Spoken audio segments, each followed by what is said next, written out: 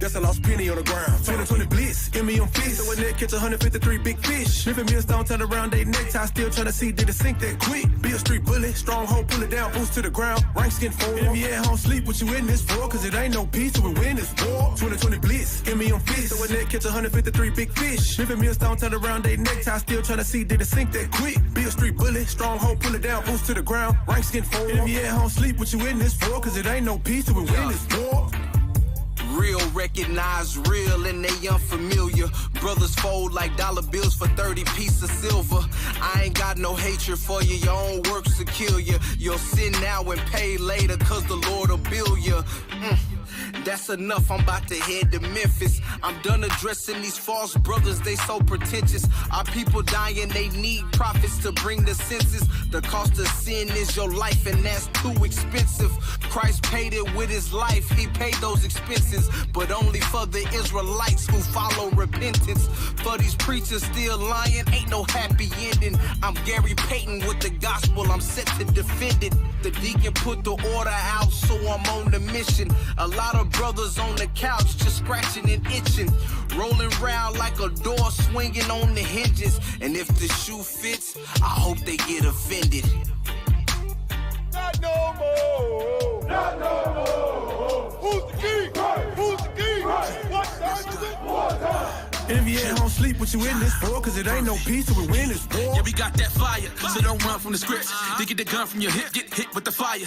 Not the fire that come from a clip, but the fire that come from my lips. And we ready to blaze. When that alarm erupt, that mean it's time that we armor up. Yeah, these heathens be really thinking they harming us, but our God won't allow them to tarnish us. They gon' honor us, so we advise them to let go. It was awesome to get go.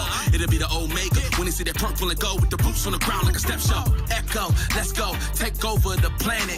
Just as long as the Lord behind us, these heathens can't stand it. And we gon' blitz, give me on fist. So when they catch 153 big fish. Living meals don't turn around they necktie. Still tryna see did it sink that quick. Be a street bully, stronghold, pull it down, boost to the ground. Rank skin forward. Enemy at home, sleep what you in this for. Cause it ain't no peace till we win this war. 2020 blitz, give me on fist. So when they catch 153 big fish. Living meals don't turn around they necktie. Still tryna see did it sink that quick. Be a street bully, stronghold, pull it down, boost to the ground. Rank skin forward. Enemy at home, sleep what you in this for. Cause it ain't no peace till we win this war. Nice to meet you, Mr. War and Peace. Tell me one thing, how do we war and peace? The lions roaring while they sleep and count sheep. Kings and priests, I'd rather chill and sip the grape's blood. But the word of God is sitting on my taste buds. Got this little light of mine, I let it shine like the new moon. Not your average Jew dude, this brute food. The man of war fed me manna.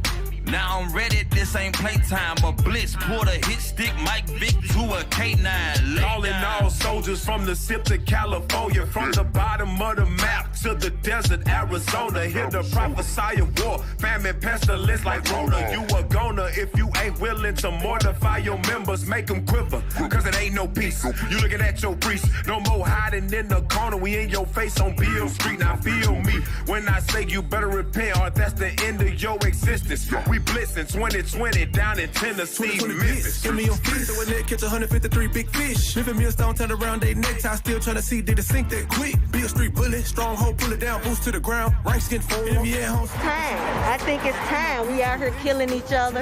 I think it's time for this. So everybody on my Facebook Live, I'm with this. We the black man in Memphis, Tennessee. What you seeing is the man of God.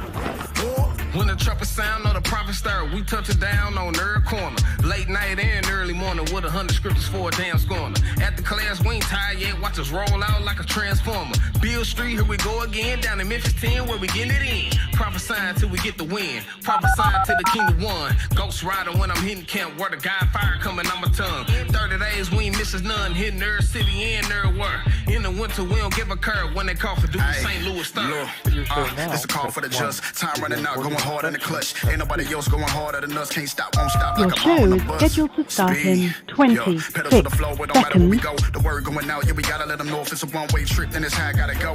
We put our life on the line. No, you can't break through this line. This for the deaf and the blind. We can't be wasting no time. You better make up your mind. We stay on the grind. We on go while you stalling. Gotta make sure I'm my calling. We won't lose. Yeah, I know they wanna kill us when they see us, but they really wanna be us cause we do what they don't do. We just do what we supposed to. You can hate if you want to. We pro.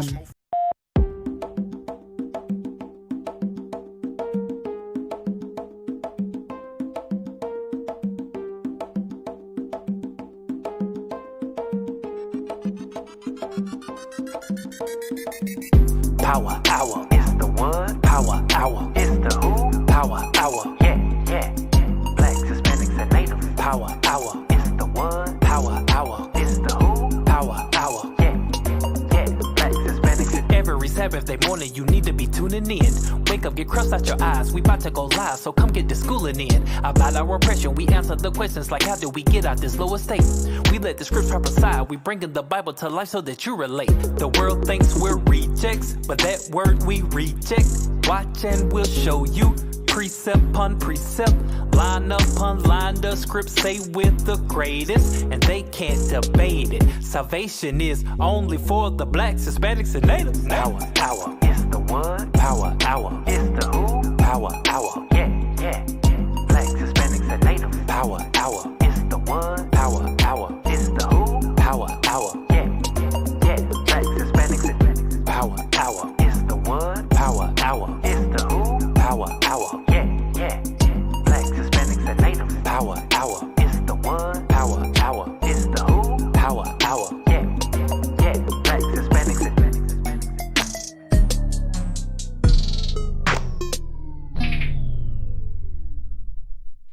Shalom. Welcome to the Power Hour Plus edition. I am Captain Joshua. Good evening. Shalom, Captain of Party. Shalom, Officer Nehemiah. Officer Nehemiah in the house today. All praises to the Most High. Nay. Hey. There he is. Welcome back to the show. It's Uncle Nene. Uncle Nene. Gotta do a dance. We got Teddy Pendergrass with us. All praises to the Most High God. Uncle Nene. Teddy. Take him off. Turn him off. All praise to the Most High Christ. We are back for another episode. We had a little technical difficulties on the back end, so we didn't have the long lead-in. I know some of y'all like to get in there and jam. Oh, they said the mic is low? Whose mic? Was it Teddy Pendergrass' mic? My mic low? Jam. My mic. Oh, jam. Who mic? Mine too? Right, can't hear. What's going on, Issachar? There's a few people saying they can't hear. Mic low. What up, Jabari? Shalom, brother. We're getting that situated right now. You're getting it situated right now. Okay, they're getting the sound situated right now. Oh, praises. Right now. Okay, Teddy Pendergrass and me. The mics are low. Oh, me? Yeah, both of us. Okay. All right, they're saying we're good now. We're good now? Okay, all right. All praise to the Most High. Praise to the Most High. So we're back for another episode. We had little technical difficulties. It wasn't the producer's fault. My man said nothing but a TKO word. Nothing but a TKO. Yeah, we got him. He repented. I know, right? In the regeneration, right? He's 78 years old, but he repented. That's right. 78, bro. Black don't crack, son. Teddy's here. That's right. Hey, so, we had some tech difficulties, so we couldn't give you a long lead-in. We know some people like to jam to the OR music before we get started. We cue some viewers up and all that. So, Lord's will, we'll have people continue to join us. They'll see that we're on and that they didn't think that we just weren't having a show. So, hey, producers, make sure you're monitoring the feed and stuff like that. I don't know. So you got this this dude here that apparently, I mean, I think he watches our shows a lot. I don't know what's going on. And now all of a sudden he's talking about some Freemasons. Look, all I'm gonna tell you is prove that ignorance, and not with some conspiracy. Look, their formation is this and their formation is that, and all that other stuff. Yeah, the scriptures. Christ said, "You'll know them by their works." Right. So get out of here with that noise. As a matter of fact, the scripture we're gonna start with today. This is how people get confused with that sort of stuff. Let's get Sirach 3:23. Because like I said, we're gonna open up with a script. Yes, sir. Open up with a script for the people that can't appreciate the history being brought out and say, "Oh, you wait so long to bring out a scripture." Freaking talk radio show. Right. Let's bring the scripture out. This is the book of Ecclesiasticus, chapter 3 and verse 23. Be not curious and unnecessary. Oh, you want 24? 23? 23. Nah, that's it. That's the bomb. Be not curious in unnecessary matters, for more things are showed unto thee than men understand. Right, the stuff that's coming out of this Bible, okay, is more things than men understand. So when you start going off into this Freemason stuff or whatever, that's all distractions. That's all that gets our people riled up in that conspiracy theory thing. You know what that falls under? Diverse doctrines. Okay, that's diverse doctrines that you're going to come out with all that madness. All right, the Bible commands us to not be curious in those type of things, because what's shown unto us from the Most High and the wisdom that's in that is more than men understand. Let me get that in Luke, is it 18? Where he says, for many have desired to know. I think it's 18. Maybe I'm wrong. I always get confused. You know which one I'm talking about? I'm looking. I always mess this up. What's the paraphrase? It's towards the end of Luke, because that's when Christ is. No, it's 10 and 23. I'm sorry. That's where I messed up. I don't know why I thought 18. I was way off. 10:23. The book of Luke, chapter 10, verse 23. And he turned him unto his disciples, and said privately, Blessed are the eyes which see the things that ye see. Right, so just like we read in Sirach, where he said that don't be curious in unnecessary matters, because more things are shown unto thee out of the scriptures than men are able to understand. So Christ says, he takes it to another level, and he says, it's a blessing. He says, blessed are the eyes which see the things that ye see. So what the disciples saw in these last days, we're starting to understand those scriptures as well, because for years and years and years, this was sealed to many of our people, namely because in captivity we were not allowed to read, or our oppressors went and they put things in languages we didn't understand. And when now in these last days, as this understanding is coming out, we are seeing the same things that the disciples saw before us. Come on, read. For I tell you that many prophets and kings have desired to see those things which ye see. Right, many prophets and kings. He's talking about this is stuff that important people in the earth want to know and desire to know. Come on. And have not seen them. And they cannot grasp this the way we're able to grasp this. Come on. And to hear those things which ye hear, and have not heard them. Right, and to hear those things which we hear, and have not heard them. So here we are, week after week on this show. Another brother just mentioned Escaping the Plantation. That's another show where they recently did a show Destroying Freemasonry. And that's old, actually. Like, that's some GMS old stuff that they used to try to pull up with no substance. Look at their formation. Look at this. Look at that. Listen, you could find the shape of a triangle, circle, square, whatever you want, and whatever you try to make your eyes see. So you're here with that madness. Christ said it's a blessing to see what we see, that there's kings and prophets of the earth that have desired to know this. And it's revealed unto us and our people, and then we want to go off into some other madness. Go back to Sirach. Read 3:23 again. We're going to go down to 25. Yes, sir. The book of Ecclesiasticus, chapter 3, verse 23. Be not curious in unnecessary matters. You know, unnecessary matters is trying to connect stuff to Freemasonry, right? Our minds are so perverted that the argument is we do so well as the premier Israelite organization. I say that proudly, not boastfully. Because our secret sauce is keeping the commandments.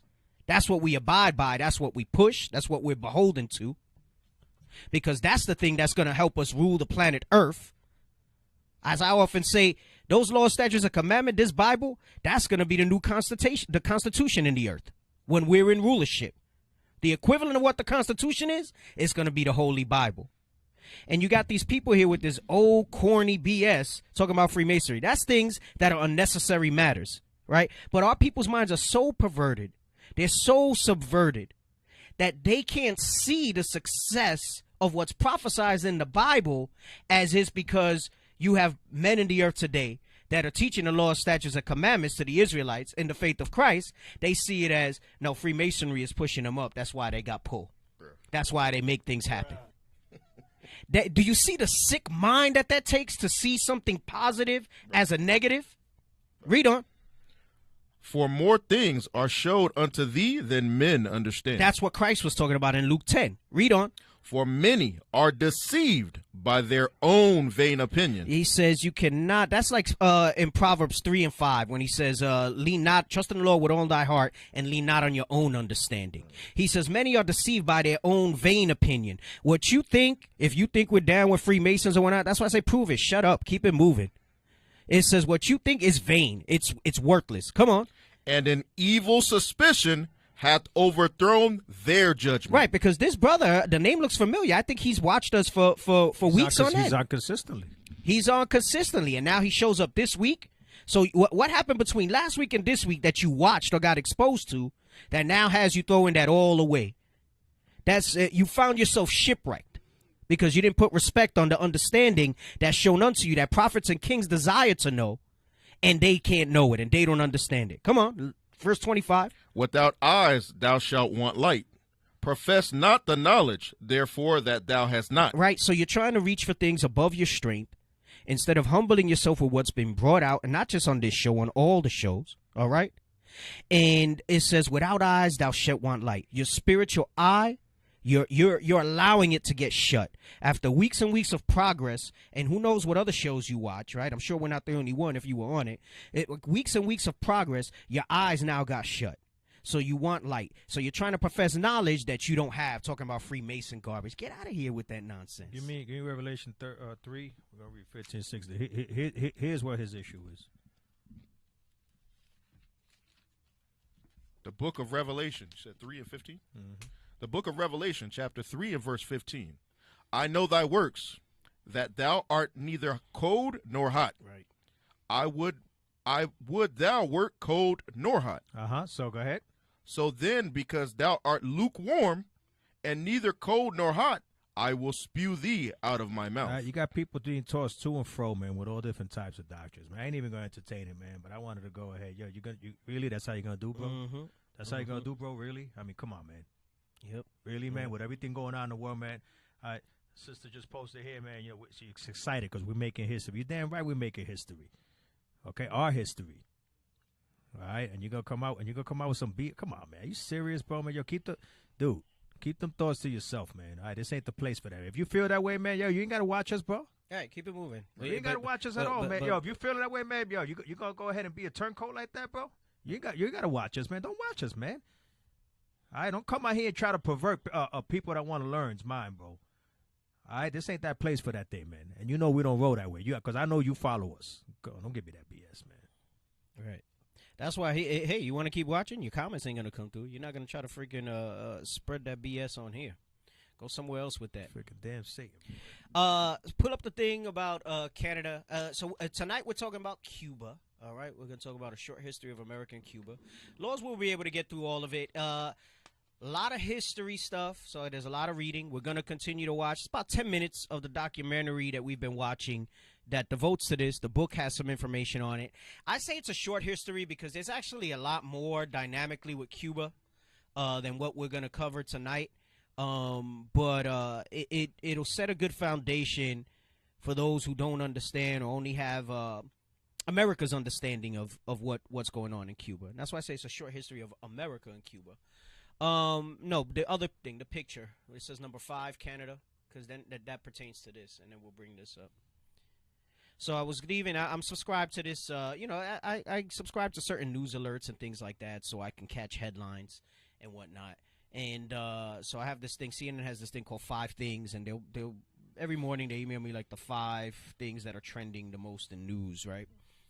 So it gives me like a little summary, and then I choose if I want to read the whole article or not. So it says Canada again. So I'm bringing this up because several weeks back we did the Indian Reformation schools, or I forgot what they called them. It was Indian schools, I know that, but it was something else. They had a name for it. I can't remember the name now. Anyway, they're Indian schools, right? Oh, residential. That's what they called it. I call them Reformation schools. They say residential. So it says more than 160 undocumented and unmarked graves have been found in British Columbia's southern Gulf Islands, once home to the Cooper Island Residential School. And there's been, every week it seems like there's been another school. And we said there would be as they start investigating, because they had a lot more schools. And it's funny because as I was reading it, I said, gosh, they're talking about Canada, and Canada got to face their thing. America had the same schools. America did the same thing, but everybody's on Canada right now. So it says more than 160 undocumented and unmarked graves have been found in British Columbia's southern Gulf Islands, once home to the Cooper Island Residential School. This marks the latest in a string of grim discoveries made recently at similar sites across Canada. The hundreds of unmarked graves and unclaimed remains have forced Canada to contend with its violent history of residential schools. And I was like, yeah, but what about America? Where countless indigenous people were once forced to attend. In a 1997 documentary produced with funding from the federal government, survivors of the Cooper Industrial School describe it as Canada's Alcatraz. In response to the recent discoveries, U.S. Interior Secretary Deb Haaland announced an initiative to investigate the policies and practices behind a similar native boarding school system in the U.S. So they're trying damage control. They're trying to get ahead of it because this thing in Canada's coming out, and somebody there is saying, wait a second, we did that too. The hell, yeah. If they're upset about it here, we did that too. So let's go to the article. Now, there's an opinion piece by this reporter, Daniela Zalkman. It says, U.S. begins its reckoning on Native American children. And like I said, we're going to jump into Cuba, but we're going to touch on this briefly because I don't want this to lose traction. You know, like I think we need to keep our eyes to this, especially, again, when it comes to Northern Kingdom, because the BS that's out there, and it's funny, not to diverge again to Jesus Moreno, right? But by his name, I would presume he's Northern Kingdom. And the people that push that IUIC rolls with Freemasonry is the same type of people that say that you're not Northern Kingdom, Jesus Moreno. That Latinos aren't Israelites. No, I'm not gonna give him any light, man. Dumbass. After a First Nations community used ground-penetrating radar to discover more than 200 unmarked graves at an indigenous residential school in Canada, the U.S. Secretary of the Interior, Deb Haaland, announced in late June that she was launching the Federal Indian Boarding School Initiative. It would investigate the policies and practices behind a similar native boarding school system in the U.S. that was meant to forcibly assimilate indigenous youth into white Western American society. And that little piece right there, remember that, because that plays a role in when we start discussing Cuba in a little bit. These schools, which the U.S. government first opened in 1879, were the sites of physical, cultural, psychological, and emotional violence perpetrated against indigenous children. They continue to operate to this day, though no longer with the mandate of eradicating indigenous culture and identity. That's not true. The mandate is not obvious like it once was, like probably in their placards and in their mission statement. But the school system in general, what they've basically done is it's the thing that they don't say, but what do they say, like the unspoken rule or the unspoken guidance. That still is their goal. That still is their goal. The mandate is to eradicate indigenous culture and identity. And that goes for all of us. That's why they don't want to teach slavery in the schools anymore. That's why they're so up in arms about the critical race theory being taught in schools. All right? So it says their initial stated mission, as documented in the Civilization Fund Act of 1819, was to introduce the habits and arts of civilization to Native Americans, while the U.S. government worked to dispossess them of their lands as rapidly as possible. A reality that former Assistant Secretary of Indian Affairs Kevin Grover acknowledged more than 20 years ago. So let me tell you, that's gangster and that's power in the earth, because they're the only people on this planet that can acknowledge their atrocities, their Holocaust-like behaviors, and not get charged for crimes against humanity like that. Right. Because, right, everybody gets on Germany and they still charge these people for what they did to the so-called Jewish people and all that stuff, right? But you come to this and they acknowledge their offense and they can do it openly and have no repercussions behind it. But let me tell you how that's even BS, right? Because they recruited Nazis on the Operation Paperclip, right, to go ahead and for it's I'm telling you, man, this whole thing is a freaking scam, man. Yeah, and you know what? And people. This goes to show again that it's such a facade that they put out. People buy into that stuff and they say, "Oh, well, they acknowledged it," and they listen. There's stuff that we've been going over the show with the School of the Americas and all the stuff that they acknowledge it, and nobody's like the Bay of Pigs invasion. Like, that's a known thing where they supported these guys to try to overthrow the Cuban government, and it failed miserably. Like, they have egg on their face from that thing. And you think that was the only time that they did that? Like their stuff is shown, but like we're so caught up in sports and celebrity that like we're like, oh, okay. You know what it is, man? Our people are selfish, man. See? Yeah. And until you really know what this truth is all about, they got the I'm gonna do me mentality. All right. If you in this truth, you don't have that I'm gonna do me mentality. You have I'm gonna do we. I'm gonna do us. Okay, as a nation. Too many of our people, man, because they drowned and have choked on the doctrines of America, man.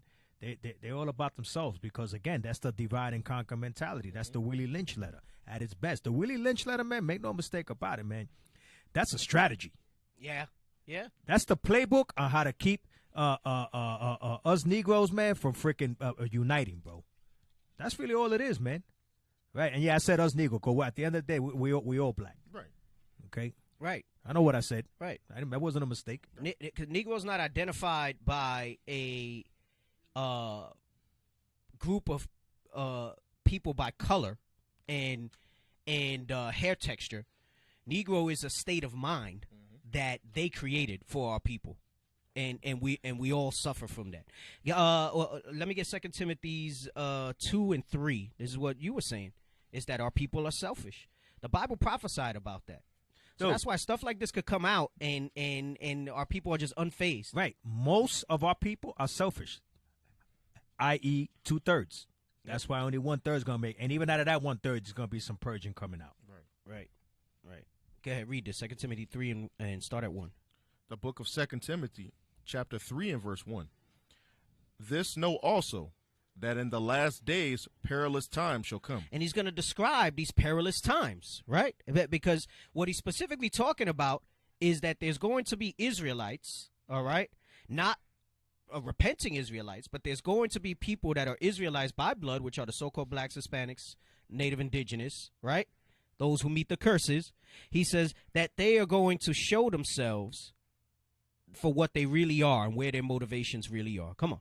For men shall be lovers of their own selves, covetous, boasters, proud, blasphemers, disobedient to parents, unthankful, unholy. Lovers of their own selves. He starts with that, and then all of these are sub things of that, because they're for self. They're not about their people. They're not about their nation. So this type of information could come out, and they're so easily distracted by other things because that's more important to them. Oh, yeah. Who's better, LeBron or Jordan? Right? Hey, hold on. A producer, right side of voice is not on?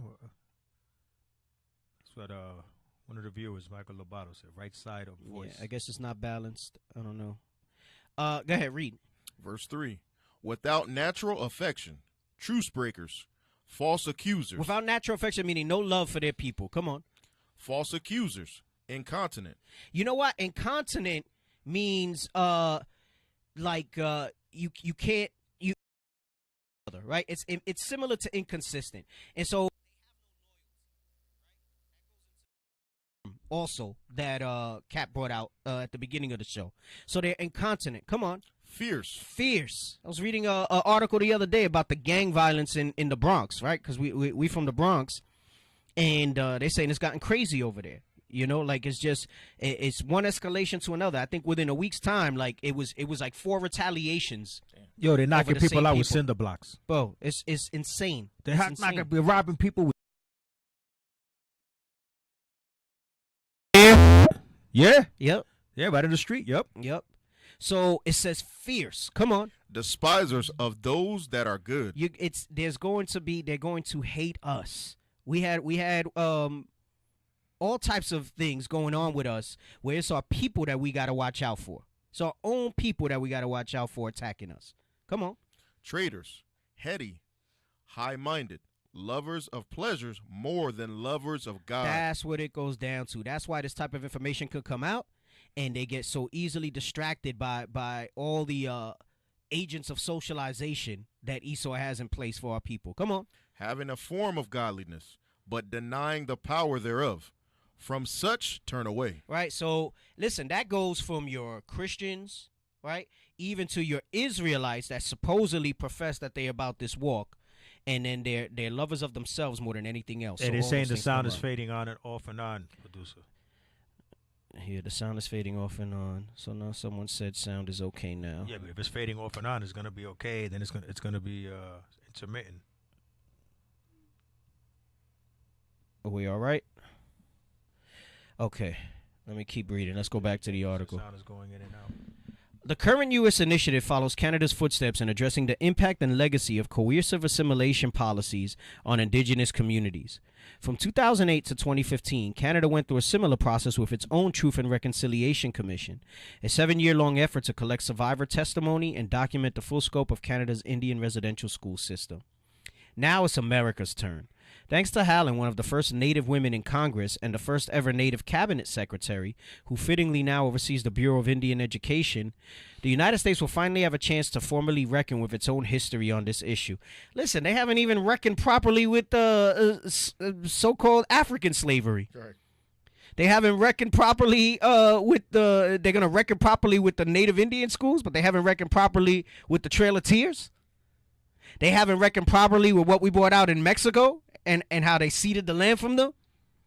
It's all BS.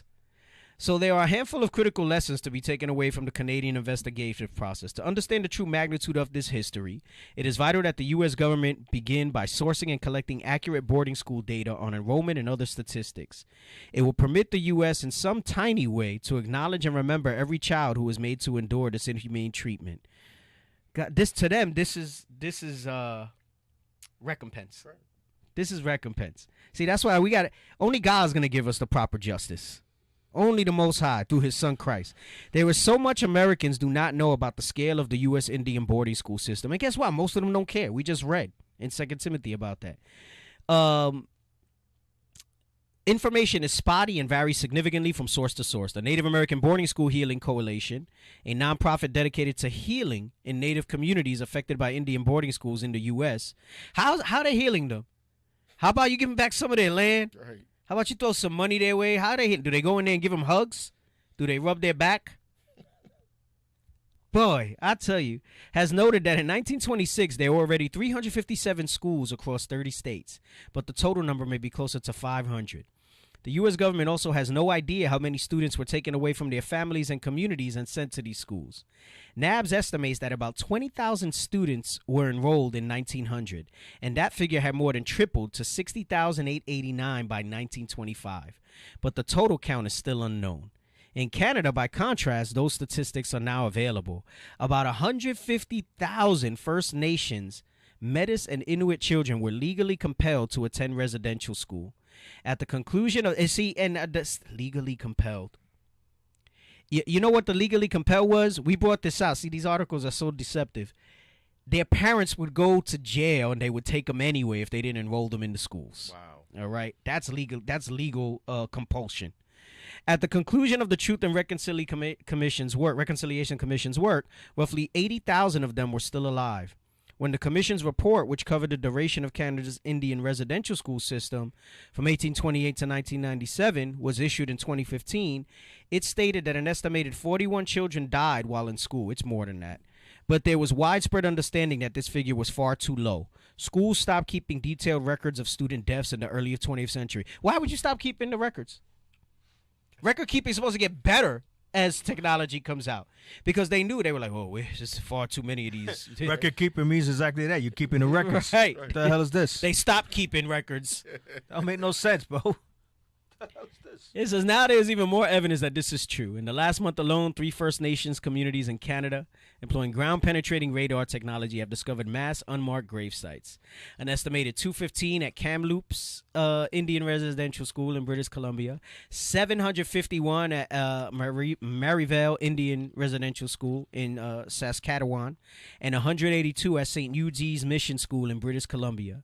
And with the relatively recent accessibility of this technology, it's possible that other former boarding school sites across both Canada and perhaps the United States could make similar discoveries. If we extrapolate these numbers to include the 139 schools that opened in Canada, there could be tens of thousands of children buried across the country.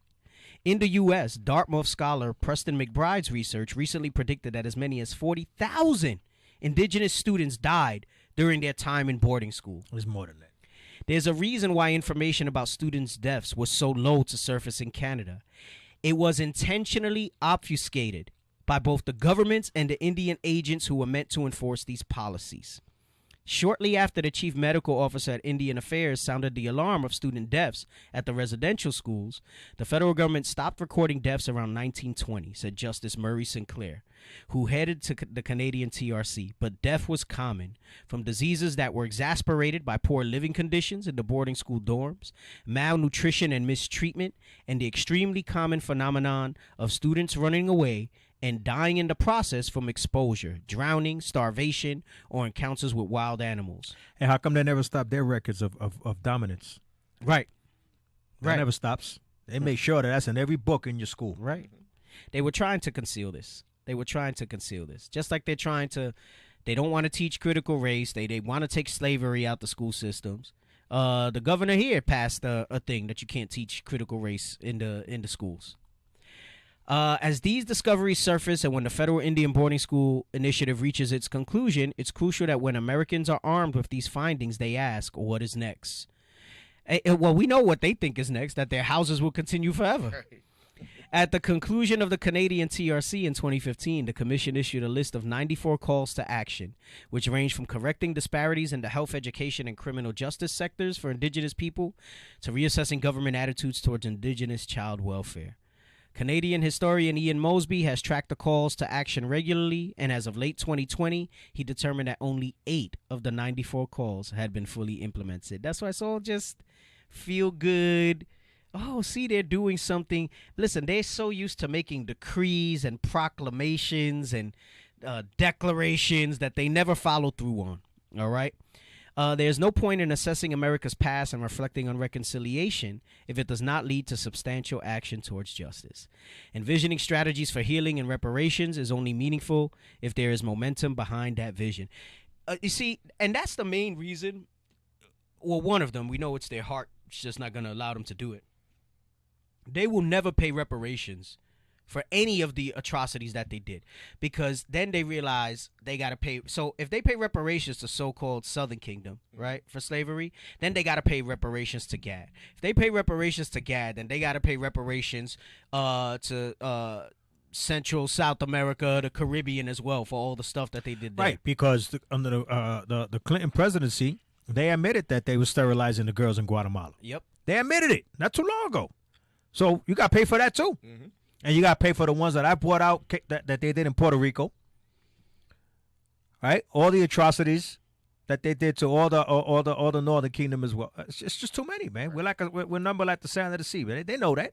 Yep. So they know that. They're like, damn, we can't. We pay reparations to one group. We set a precedent where we got to pay reparations to all, because their founding of their empire was built on blood. We were talking about that last week. By the sword they'll live. We brought that out in the book of Genesis. So though it has barely utilized it, Canada has built a solid roadmap, and the U.S. can too. But then the U.S. government must fervently commit to doing everything possible to mend a century of harm. You see, and this is the type of stuff where it becomes so much fluff to me, all right? Even if they were to commit, you're still trusting a people that never kept their word when it came to anything that they would do with us. Right. Not a one. They didn't even keep their word with Britain when they came over here. They did the Revolutionary War. They couldn't even keep their word to their own kind. And that's right. It's Esau against Esau. Right. They're eternally known as those truce breakers, as those oath breakers. Mm-hmm. They keep no covenants. And we're here expecting them to honor something with us? Come on. Hey, reparations means to repair, man. Okay, they ain't trying to repair our nation. No. All right? And it ain't their job to do so. It's our job to do so through the spirit of the Most High God. Right. It's very simple. Nowhere in the scripture does it say that the other nations are gonna go ahead and restore us. Right. All right. On the contrary, it says in Ezekiel 37, we, as the waters rise, are gonna restore ourselves and become one nation. Right. Come on, man. Hey, get that in Amos 9, because he said reparations means to repair. Christ is going to repair, right? Through the Most High, right? Christ is going to repair. Come on. Let me get Amos 9, where it talks about the tabernacles.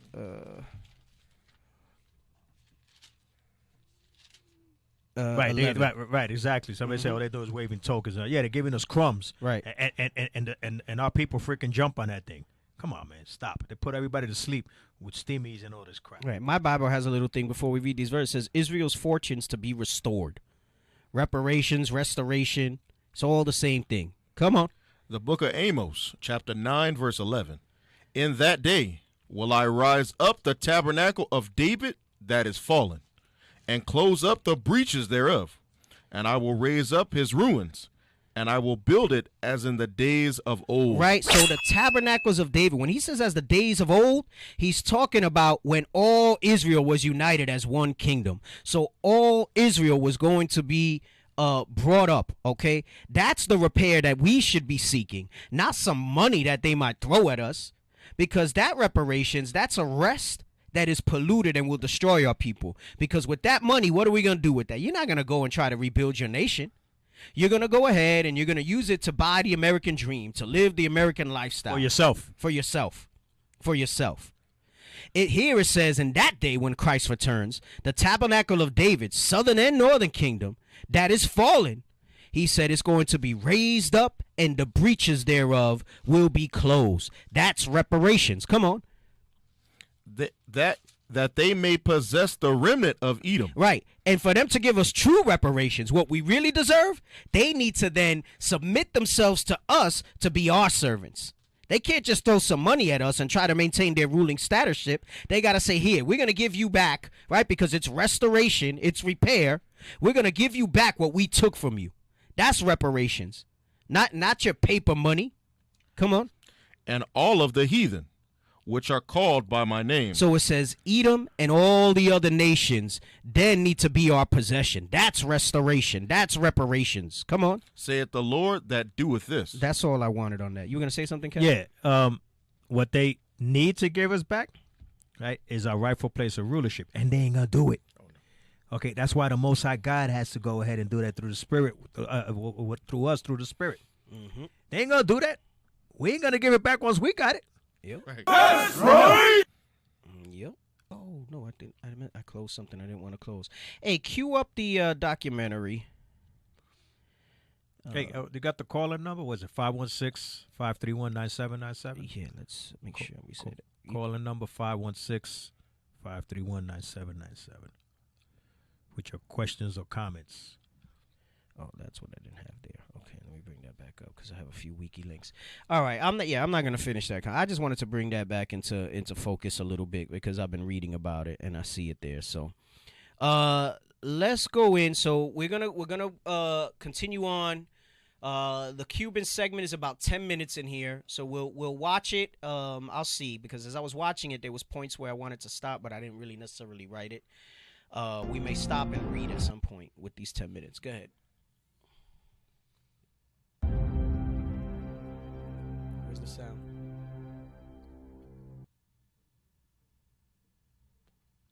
There's no sound. You want him to start from the middle? Is that a cue point? No, I think that's the end of the last thing. It's supposed to be 37:56. It says it in the comment section. Yeah, it's in the group. Yeah. I posted it on there where it starts.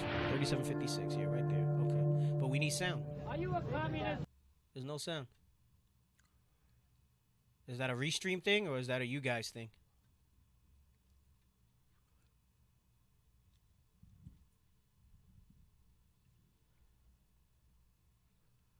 Gosh.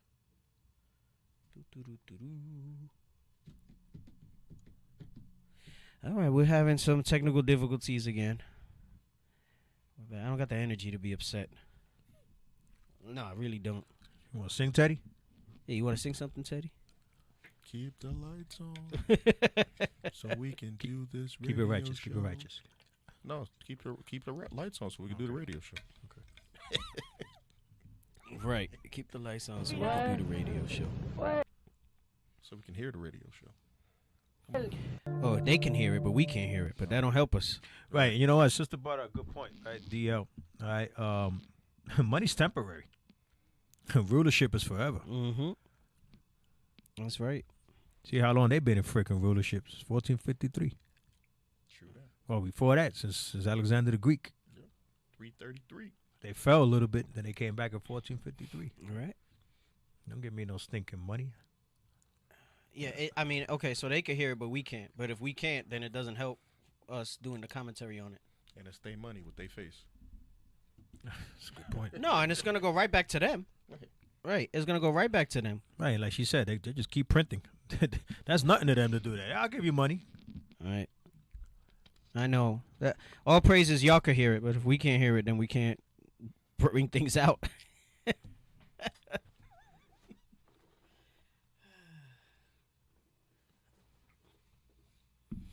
One day. Are you a communist? Be broadcasting in the kingdom, Lord willing. Yeah, that's right. Blood money. Are you a communist? Well, wait for the history. All right. Maybe I'll start with a little reading then while you try to figure that out. Does that work? Can you talk to us and acknowledge? Yes. Thank you. All right. I'm going to start with a little reading first, okay? We're going to pull up the Cuban War of Independence while they work on that, so we can start with the background before we fast forward to America's involvement, right? The United States involvement. So Cuba's issues, much like Puerto Rico, right, starts with the War of Independence. They were still under Spanish rule, right? You had the Spanish-American War. Why do you have the book up? It should be the Cuban War of Independence from Wiki. Why is the book up? There we go. Okay. So I'm reading the Cuban War of Independence. So the Cuban War of Independence was 1895 to 1898, right? Guerra de Independencia Cubana was the last of 3 liberation wars that Cuba fought against Spain, right? Because remember, Spanish was not our initial language. We all spoke a native dialect, which was a watered down version of Hebrew, basically, right? It kind of just through the ages, it kind of got toned down, right? So it says they were fighting against Spain, right? The other two being the 10 Years' War and the Little War. So Cuba was always fierce in resisting, all right? The final 3 months of the conflict escalated to become the Spanish-American War. So this is where the Spanish-American War had its genesis, right? With the United States forces being deployed in Cuba, Puerto Rico, and the Philippine Islands against Spain. We covered Puerto Rico and the Spanish-American War when we spoke about them through the book The War Against All Puerto Ricans. Historians disagree as to the extent that the United States officials were motivated to intervene for humanitarian reasons, but agree that yellow journalism exaggerated atrocities attributed to Spanish forces against Cuban civilians. So basically what they're trying to say is, we know what America's involvement was, right? It goes back to the Monroe Doctrine and being the police and the authoritative power in the Western Hemisphere, right? But they're telling you here that the historians disagree how motivated the U.S. was for humanitarian reasons. It was not for humanitarian reasons. We see that when we went into the Domino Sugar, when we dealt with Puerto Rico, United Fruit in Guatemala, right? Their goal to get Spain out was to jump on more resources in the region and to not have a world power as an adversary so close to their front yard. So they wanted their agenda in these places. Now, yellow journalism, that was a new term to me. I read it. If you hover over it, it comes up. It just says it's the American term for journalism and associated newspapers that present little or no legitimate, well-researched news, while instead using eye-catching headlines for increased sales, right? So it's kind of like the New York Post. Techniques may include exaggerations of news events, scandal mongering, etc., right? So it's fake news. That's what it's saying, all right?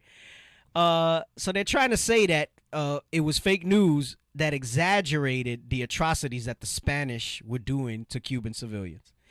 That's the same thing that Spain always did, going back to Bartolomé de las Casas, to when the friars came, and the friars witnessed this stuff and journaled the atrocities, and Spain tried to downplay it, right?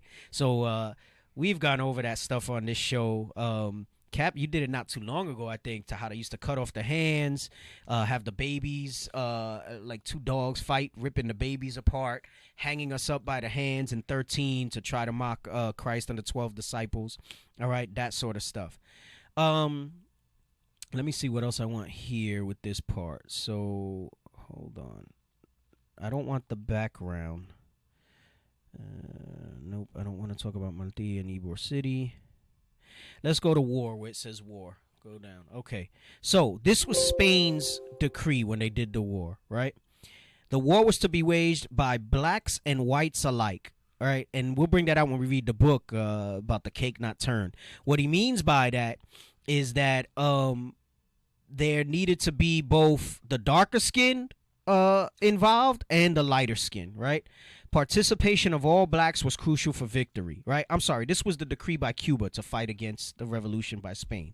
So they said, look, it can't just be the light-skinned ones fighting. We got to have the dark-skinned ones. Hey, and it reminded me of Willie Lynch when you mentioned it, Cap, as I was reading some stuff in the books, because if we get to it today, we'll see. This might be a two-parter from a historical perspective. They talk about how the darker skinned Cubans were against the lighter skinned Cubans and so on and so forth.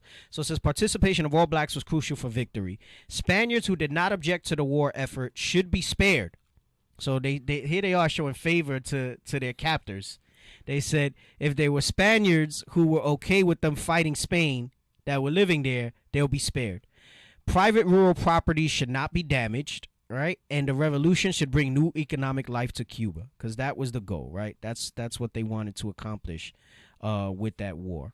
You got the video ready to go? I just wanted to give the background of where all that started, and basically how America was able to get their way into the picture was right around the same time of the Spanish-American War. So around the same time they went into Puerto Rico, they went into Cuba, they went into the Philippines as well.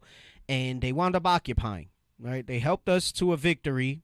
I don't want to say help. They helped themselves to a victory and used us to help them under the guise of them helping us. Hey, so what does that mean? It's a lie when Trump said he didn't know Puerto Rico was part of us. This is back then when they didn't even have satellites. Right. All right. So how did they know? They knew because of 1492. Mm-hmm. They knew the history that there was people that were living there that were the Israelites. They know, man. They know they're the Israelites. That we're the Israelites. Right. Hey, and it goes back to Judah and Israel being oppressed together, and they won't let us go. They won't let us go. To let us go. Right. And they refuse to let us go. All right, go ahead. Let's play.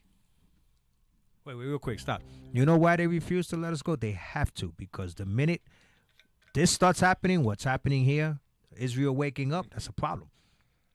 That's why they refuse to let us go, meaning they'll do whatever it takes to keep us as abused as we are, loving them, because they know that that's the secret source right there. Right. Hey, before Judah 5, let's back it up. This is what Cap is talking about. This is what Cap is saying. They know this. Let's get straight to the point. And it's the powers that be that I'm talking about know this. Yep. Come on. 5 and 20. Yes, sir. The book of Judith, chapter 5 and verse 20. Bring it out! Now therefore, my lord and governor, if there be any error in this people. Sin, meaning if there be any sin. If they're asleep and they're not waking up, because verse 19, he says, now they are returned to their God, and they are come up from the places where they were scattered. Actually, start at 19. Yes, sir. Verse 19. But now are they returned to their God, and are come up from the places where they were scattered. That happened then, and that's happening now in these last days. That's happening now in these last days. We're returning to the one true God, all right, and coming up from the places where were scattered, serving the Most High, anywhere this word has been taught, and our people are there, and God has given the increase. Come on. And have possessed Jerusalem, where their sanctuary is. Right, and in those days, they were going back into Jerusalem, right? Obviously, in this times, that's the controversy of Zion. We're not going back there till Christ returns. Come on. And are seated in the hill country, for it was desolate. Now therefore, my lord and governor, if there be any error in this people, and they sin against their God, let us consider that this shall be their ruin, and let us go up, and we shall overcome them. Right, so they notice. This is what Cap was just saying. Those elite, right? They understand and they know this. So they know that if they keep us from our God, if they keep us from keeping the commandments and the faith of Christ, then they will be able to maintain their rule. So it scares them what they're seeing now. Come on. But if there be no iniquity in their nation, let my Lord now pass by, lest their Lord defend them, and their God be for them, and we become a reproach before all the world. Do you know why they said that we become a reproach before all the world? Because they knew our scriptures and they knew our prophecies concerning them. Just like we read in Amos 9 and 12 when it said, oh, they're going to be restored and they're going to possess us, Edom, and all the nations that are not Israel. So the reproach is we are going to be revealed. Our Psalms 83, our confederation, our craftiness against you, we will become the reproach against the whole world. And they cannot, in their spirit, even though they know their arms are too short to box with God, allow that to happen. Hey, read it one more time, the last part. But if there is no... gotcha, from the top of 21. Mm-hmm. But if there be no iniquity... Stop. They understand that our kryptonite is sin. He didn't say anything else. He didn't say, but if they be strong, if they be a lot of them, if they be skilled in war. He said, but if they be no iniquity. All right? Going back to what Jeremiah 50:33 says. They refuse to let us go. They have to keep us in sin. The strategy is keep us in sin. And the other the playbook for that is the Willie Lynch letter. You have to understand, man, that they're deep, man. Y'all see, a simple Negro man like this dude that was just out here talking smack, right? Don't understand that thing. Because if you understood that, you won't come out with stupid things like that, right? If those of our people that understand that, they won't be going out and saying vote or die. If those that understood that, they wouldn't be like, can we all get along? That right there. The hell is this? Is the whole purpose of Esau, to keep us in iniquity with the men wearing dresses, pushing that thing with the freaking gay crap, the gay lesbian agenda, with flooding our streets with drugs, flooding our streets with guns, right? Going ahead and perpetrating hate between each other, separation, not recording things anymore, not reporting proper things, keeping some news out front, making it a black and white issue and not a black, brown, and white issue. That's what that's saying right there. They understood. Remember, these were generals. This was his assistant. That was the king he was talking to. He said, our strategy is we got to make sure that they continue to sin. That's what that's saying right there. Hey, I'm going to read an excerpt from the Willie Lynch letter, all right? I know you might want to show it on the screen. I'm going to post it in the group so you can get it up. And it goes right into what's being brought out right now. All right, I'm posting it on the Telegram, all right? Let me know when you got it. Because it goes with this. It goes with the whole... This is why it upsets me so much when I see... whether it's Northern Kingdom having envy of Southern and Southern Kingdom trying to vex Northern Kingdom. Like I said, it really doesn't faze me individually. It doesn't bother me in any way, shape, or form personally because I'm confident that we are who the Bible says we are. And ain't nobody is going to try to shake that or make that waver from me, right? But it aggravates me because I know that this is in their head, all right? You got it? Scroll down. All right, we're going to start with excerpt from the letter. I have outlined a number of differences among the slaves, and I take these differences and make them bigger. So meaning you guys aren't the same. You're light skinned, you're dark. Right. You're not dark enough to be Israel. You speak Spanish, we speak English and African tongues or Haitian tongues or Jamaican tongues. Whatever it is. So when I hear that, what I hear is William Lynch. You think you're so clever, so crafty when that stuff comes out? What you're speaking is William Lynch. He says, I use fear, distrust, and envy for control purposes. These methods have worked on my modest plantation in the West Indies, and it will work throughout the South. Take this simple list of differences and think about them. On top of my list is age, but it's only there because it starts with an A. The second is color or shade. So what he's saying is make them have issues because of the age difference. Make them have differences because of the color differences. There is intelligence, size, sex, sizes of plantations, status on plantations, and sex is feminism. Sex is that feminist movement that tries to drive a wedge between the divine order that God has set of man being over the woman. Hey, check it out. It says size of plantation. They destroyed us so much that we were proud that our plantation was that we worked on and was slaves on was better than the other ones. Yes. What kind of SH is that, bro? Hey, do you know what that is now? When you say my project is rougher than yours. My project is rougher than yours. My block is tougher than yours. That's my corner. My corner's tougher than yours. Status on the plantation. Yo, you know who I am? You know how I am? People know who I am in my hood. Attitude of owners. Whether the slaves live in the valley, on a hill, east, west, north, south, have fine hair. Oh, I thought to be Israel, you had to have woolly hair only. He said they were slaves with fine hair. Coarse hair, or it's tall or short. Right, for him to mention that means there was different types of hair textures around. Right. Well, and for him to mention that tells you, let's just read Jeremiah 50:33, tells you that. Tells you that. And that's what I'm saying, man. With all this knowledge, this heavy knowledge, man, you going to worry about some damn BS, man? I mean, come on, man. Yo, go kick rocks, dude. I mean, really, man. Come on, man. Yep. Go ahead, read that. This is the book of Jeremiah, chapter 50, verse 33.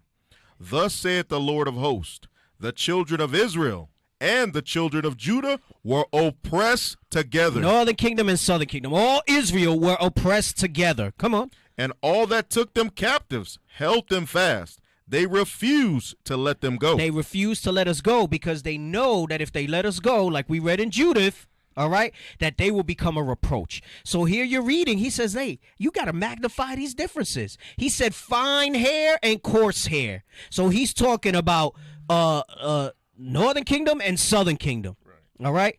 Or it's tall or short. Now that you have a list of differences, I shall give you an outline of action. But before that, I shall assure you that distrust is stronger than trust, and envy stronger than adulation, respect or admiration. The black slave receiving this indoctrination shall carry on and will become self-refueling and self-generating for hundreds of years, maybe thousands. That goes into they will not let us go. Indoctrination. That's why they won't let us go, because they had to continue to indoctrinate us. You can only indoctrinate somebody if you have rule over them. Right. And what you're reading here with William Lynch is covered in the two verses that we read in Judith. Just, it doesn't go into this detail. Because they tell you that that's what they must do, but you think that they just said that and didn't have a plan? Hey, which tells you what? They know the Bible. Right. It came from there. Only Negroes make a plan, make a goal, and have no plan for it. Right.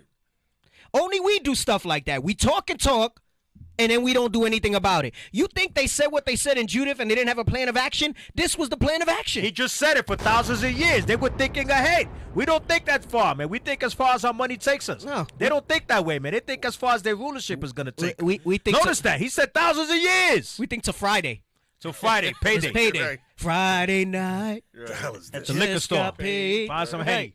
That's it. We think till Friday.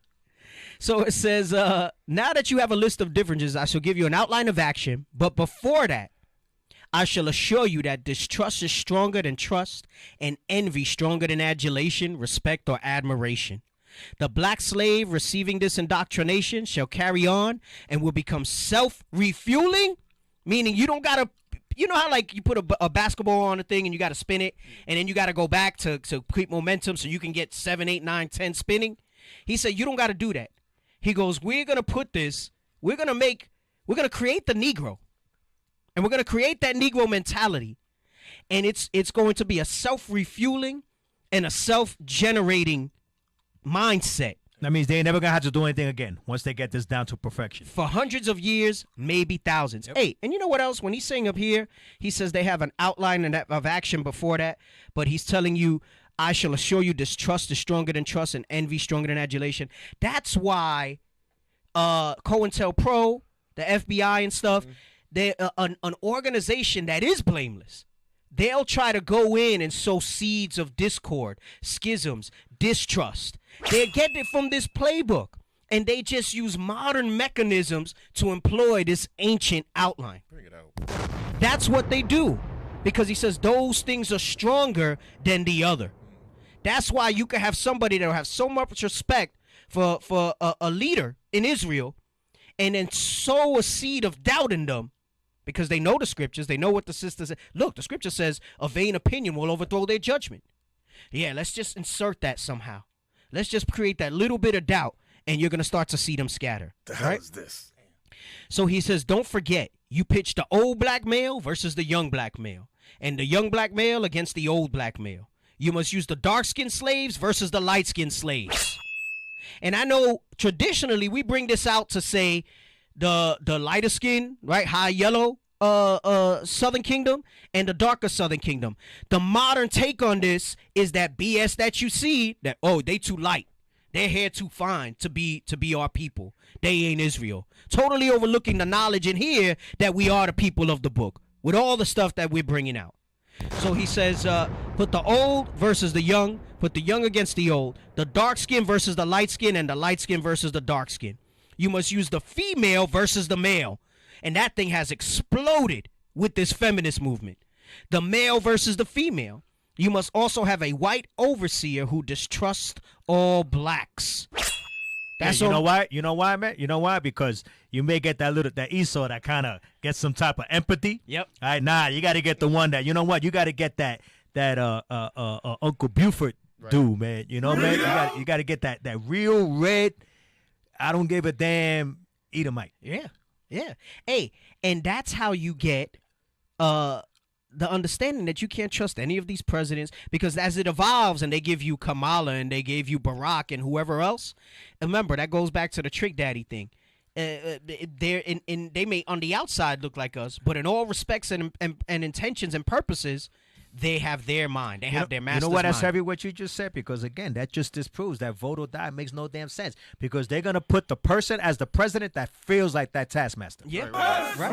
Right. That's exactly it. Don't matter if it was Obama.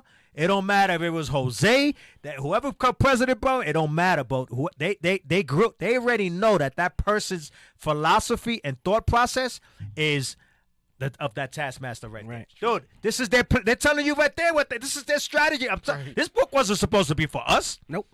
I bet you don't find this in the Black History section. Hey, this is like when they found the codes to decipher the German secret codes during World War II for the U-boats and all that. Like, wasn't there a movie like that? With McConaughey, they had to try to find the code so they could decipher when the subs were attacking, because the Germans was destroying the Allies. Oh, that was U-571. Yeah. And it was about trying to find, we got to find. Yeah, Das Boot. Yeah, that was the German version. That was the German version. And then they did U-571. I think McConaughey was in it. Yep. Right. So what we've gotten here is that intel. But guess what? We're so reprobate. We're so subverted that even with this intel, we still fail to unify. Even with this, and then you bring this out, we still fail to unify. That's why 2/3 got to get cut off and die. So he said, they must, but it is necessary that your slaves trust and depend on us. This is why they'll do things and they'll talk about reparation. They'll do that commission that we read about. They'll say they're gonna do something. They'll march with you. They'll even individually, they'll take your side if there's a Karen or something like that. There'll be a pastor and saying that agreeing that the blacks are the God's chosen. Yep. Listen. Or a bunch of Edomites go on a video and say that they know they're Esau. They'll do that too. Y'all really think that they really believe that thing? We got a call? Let me finish this last line and we'll take the call.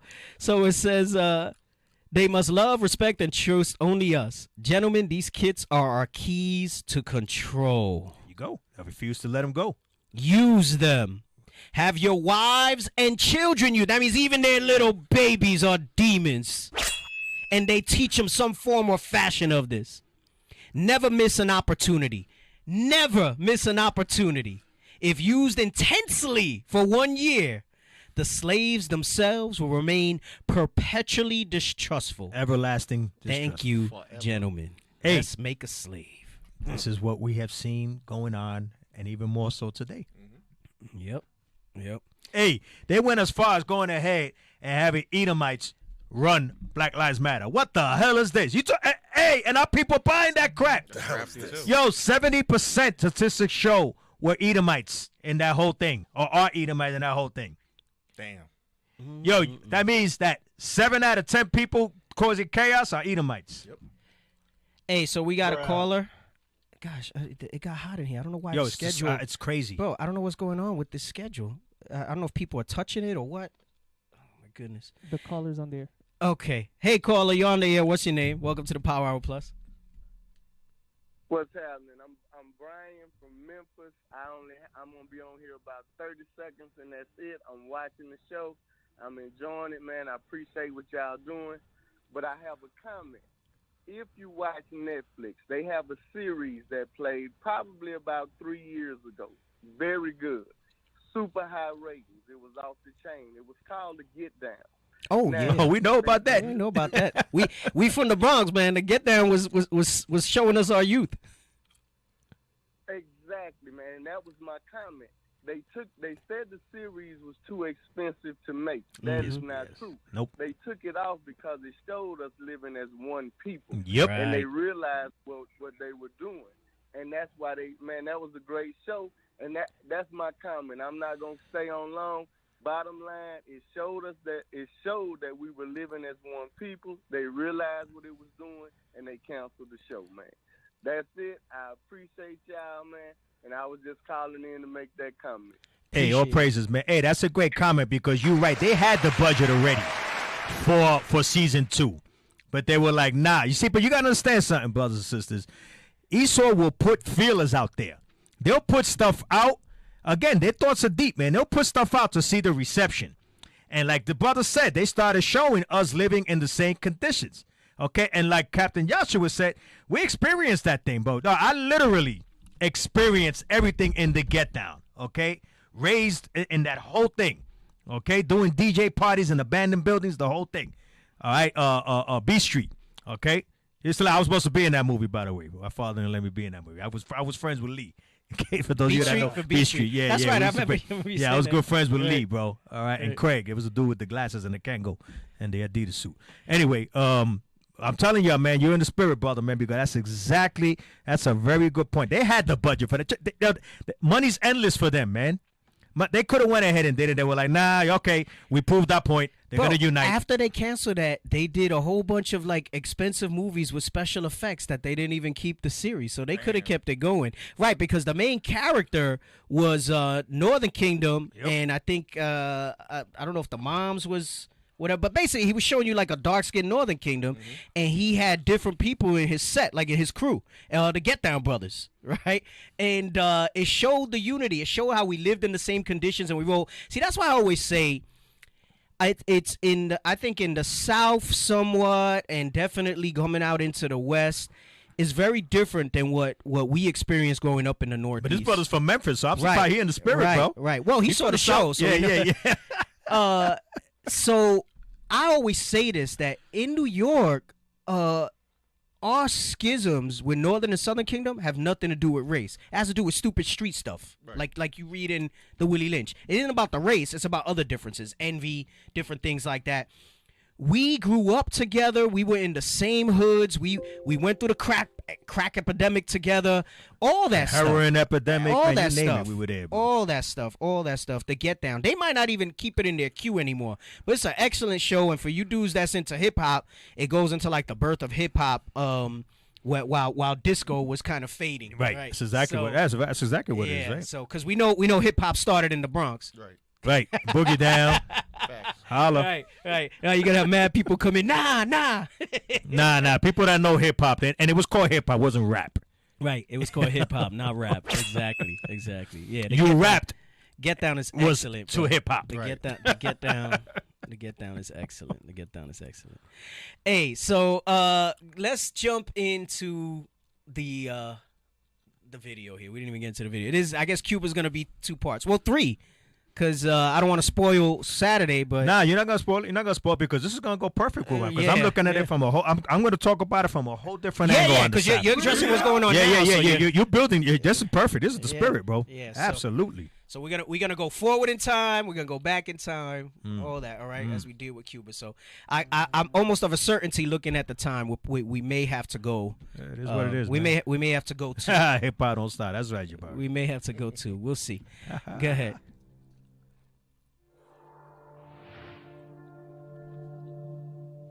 Are you a communist?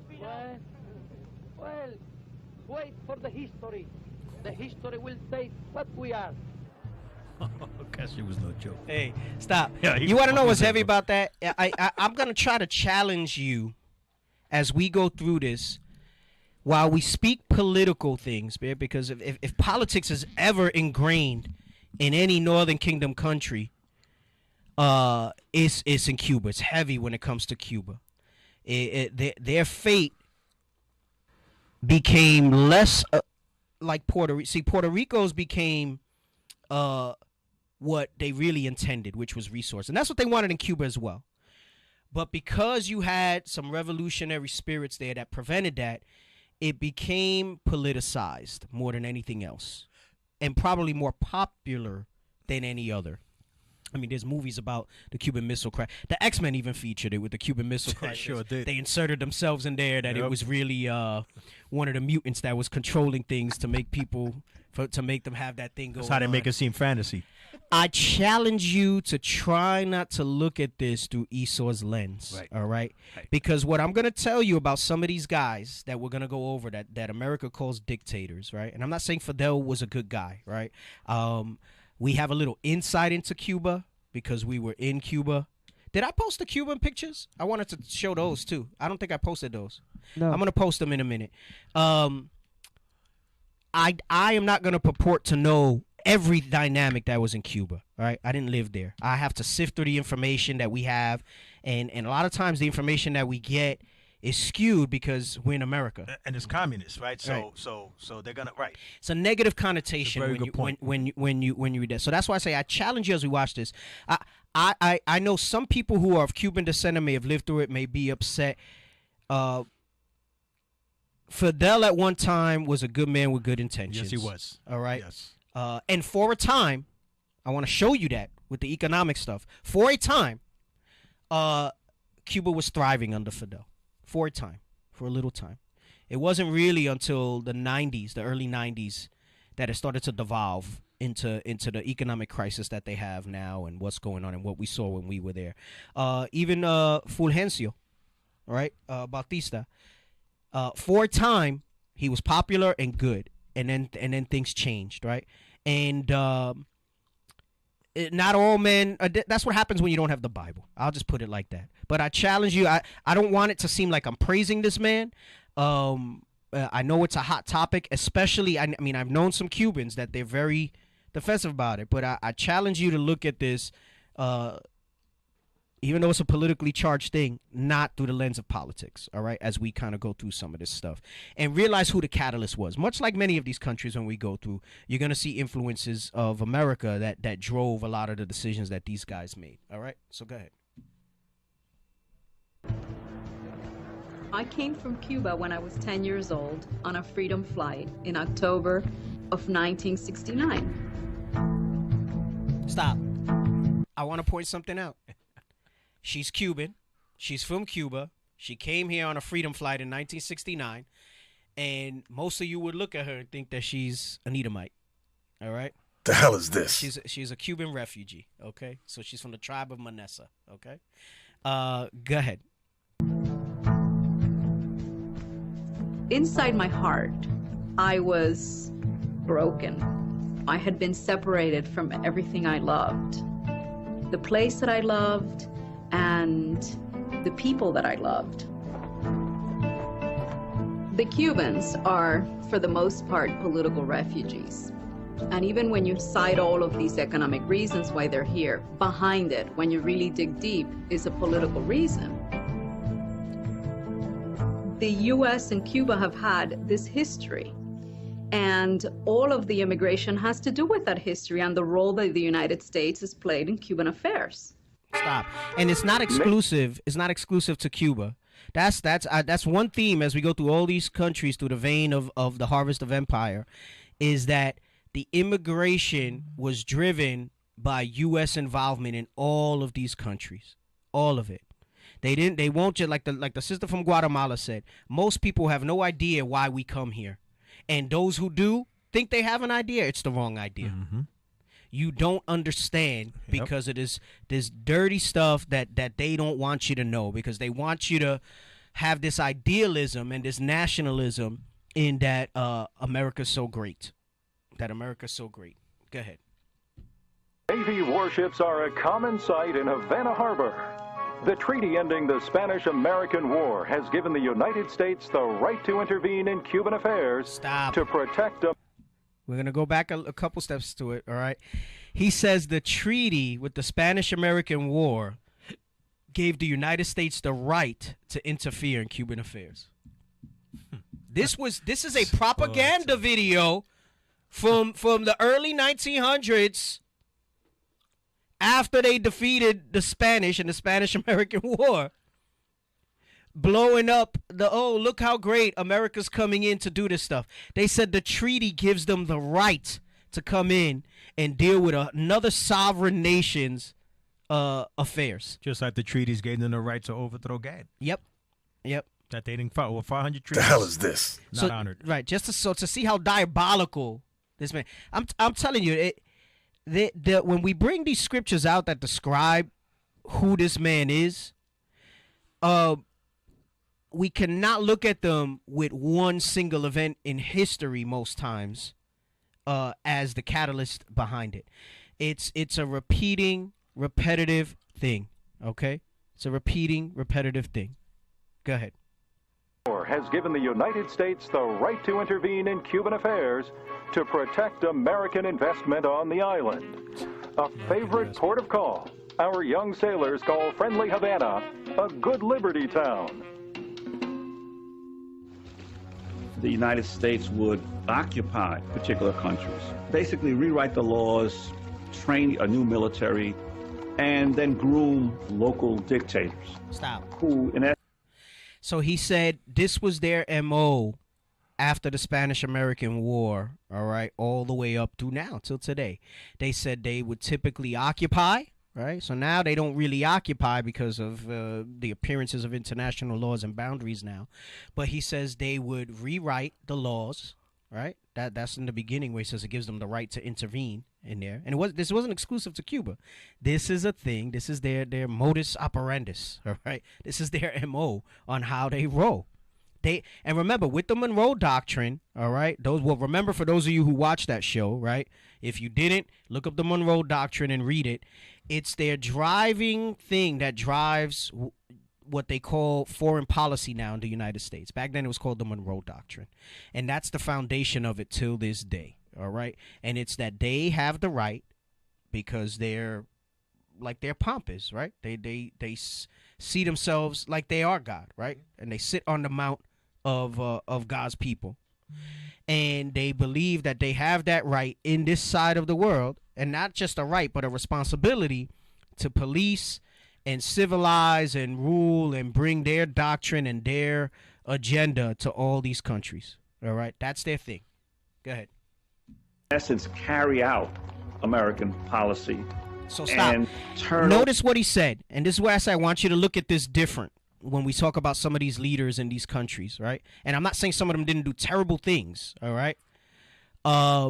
It says they would install dictators. And if you really listen to what I said, they would install dictators. A democratic, supposedly, government that wants democracy in all nations installs dictators. Dictators is synonymous with communism or socialism.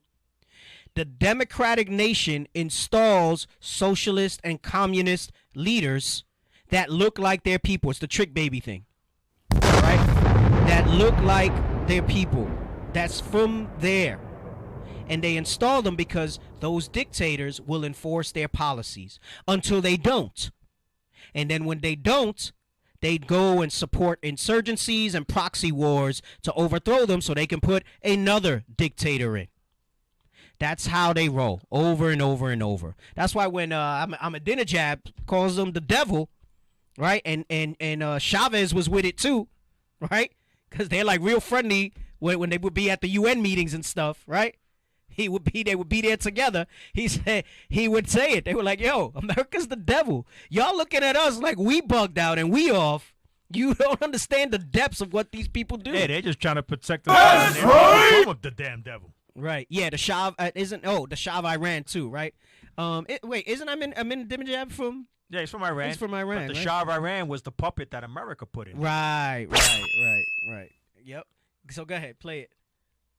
A new military, and then groom local dictators who, in essence, carry out American policy and turn over their countries for exploitation. Cuba was independent, but it was independent under the tutelage and control of the United States. So you hear that? So it's a farce. They were claiming independence, but it was under the tutelage and control of the United States. Go ahead.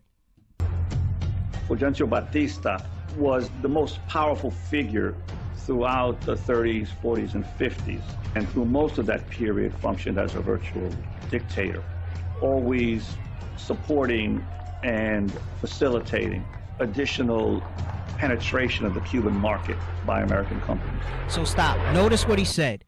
He was popular and he remained in power because he was always supporting additional penetration by private U.S. companies into the Cuban market.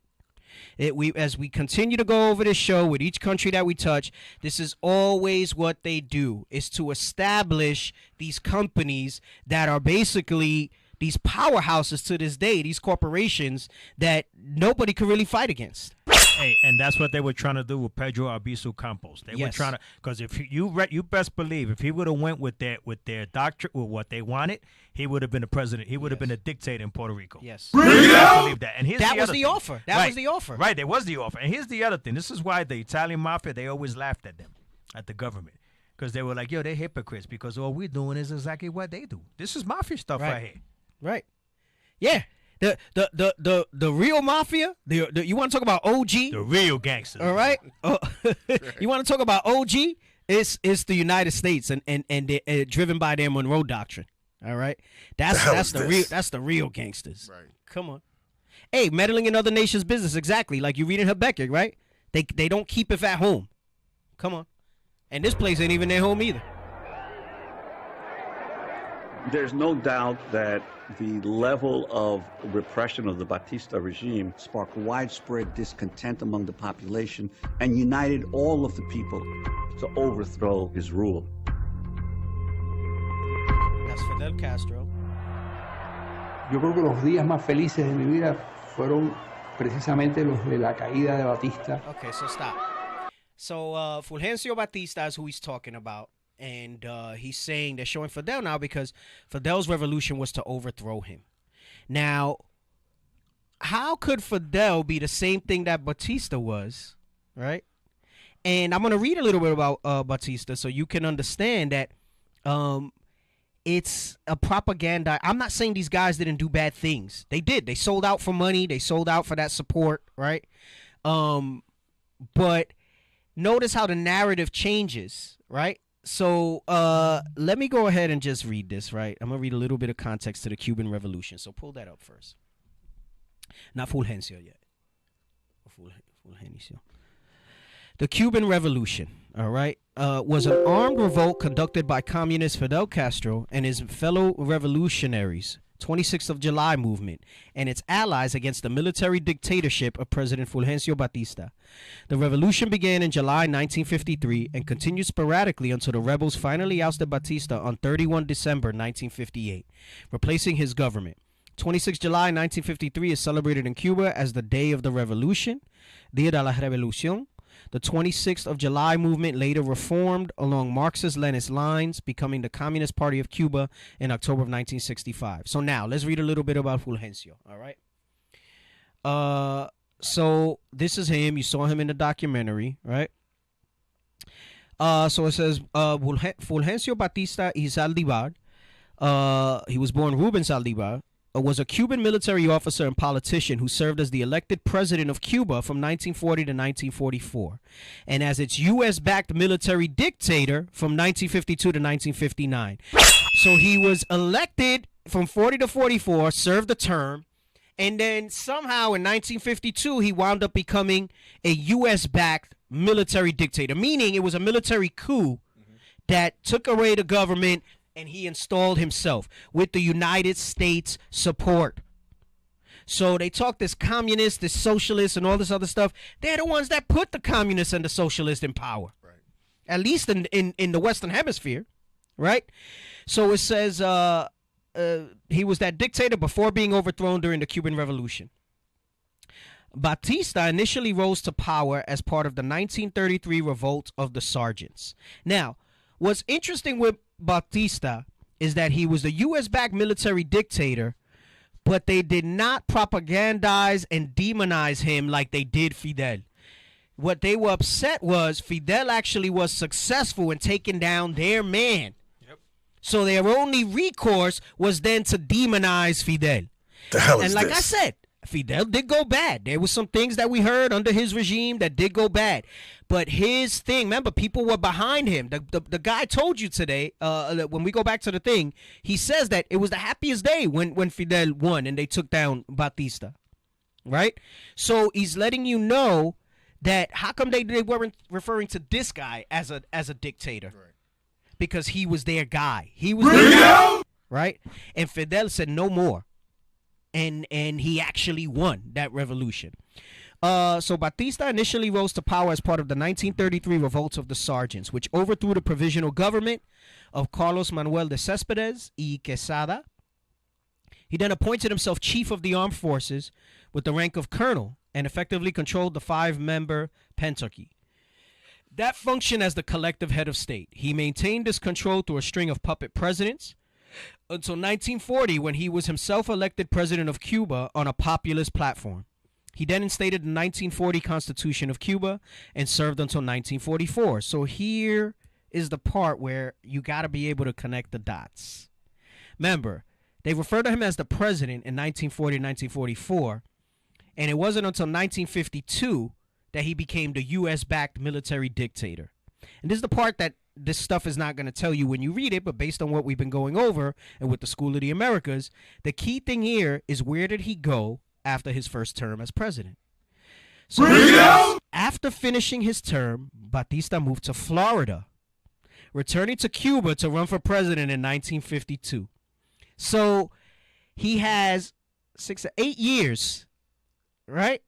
8 years in America, and all of a sudden he goes back and is able to do a military coup to take over power. So something happened in those 8 years that he was here in the United States. And I guarantee you it had to do with the School of the Americas. When he was a resident in Florida, he went and he trained in Georgia. That's what the School of the Americas is. All right?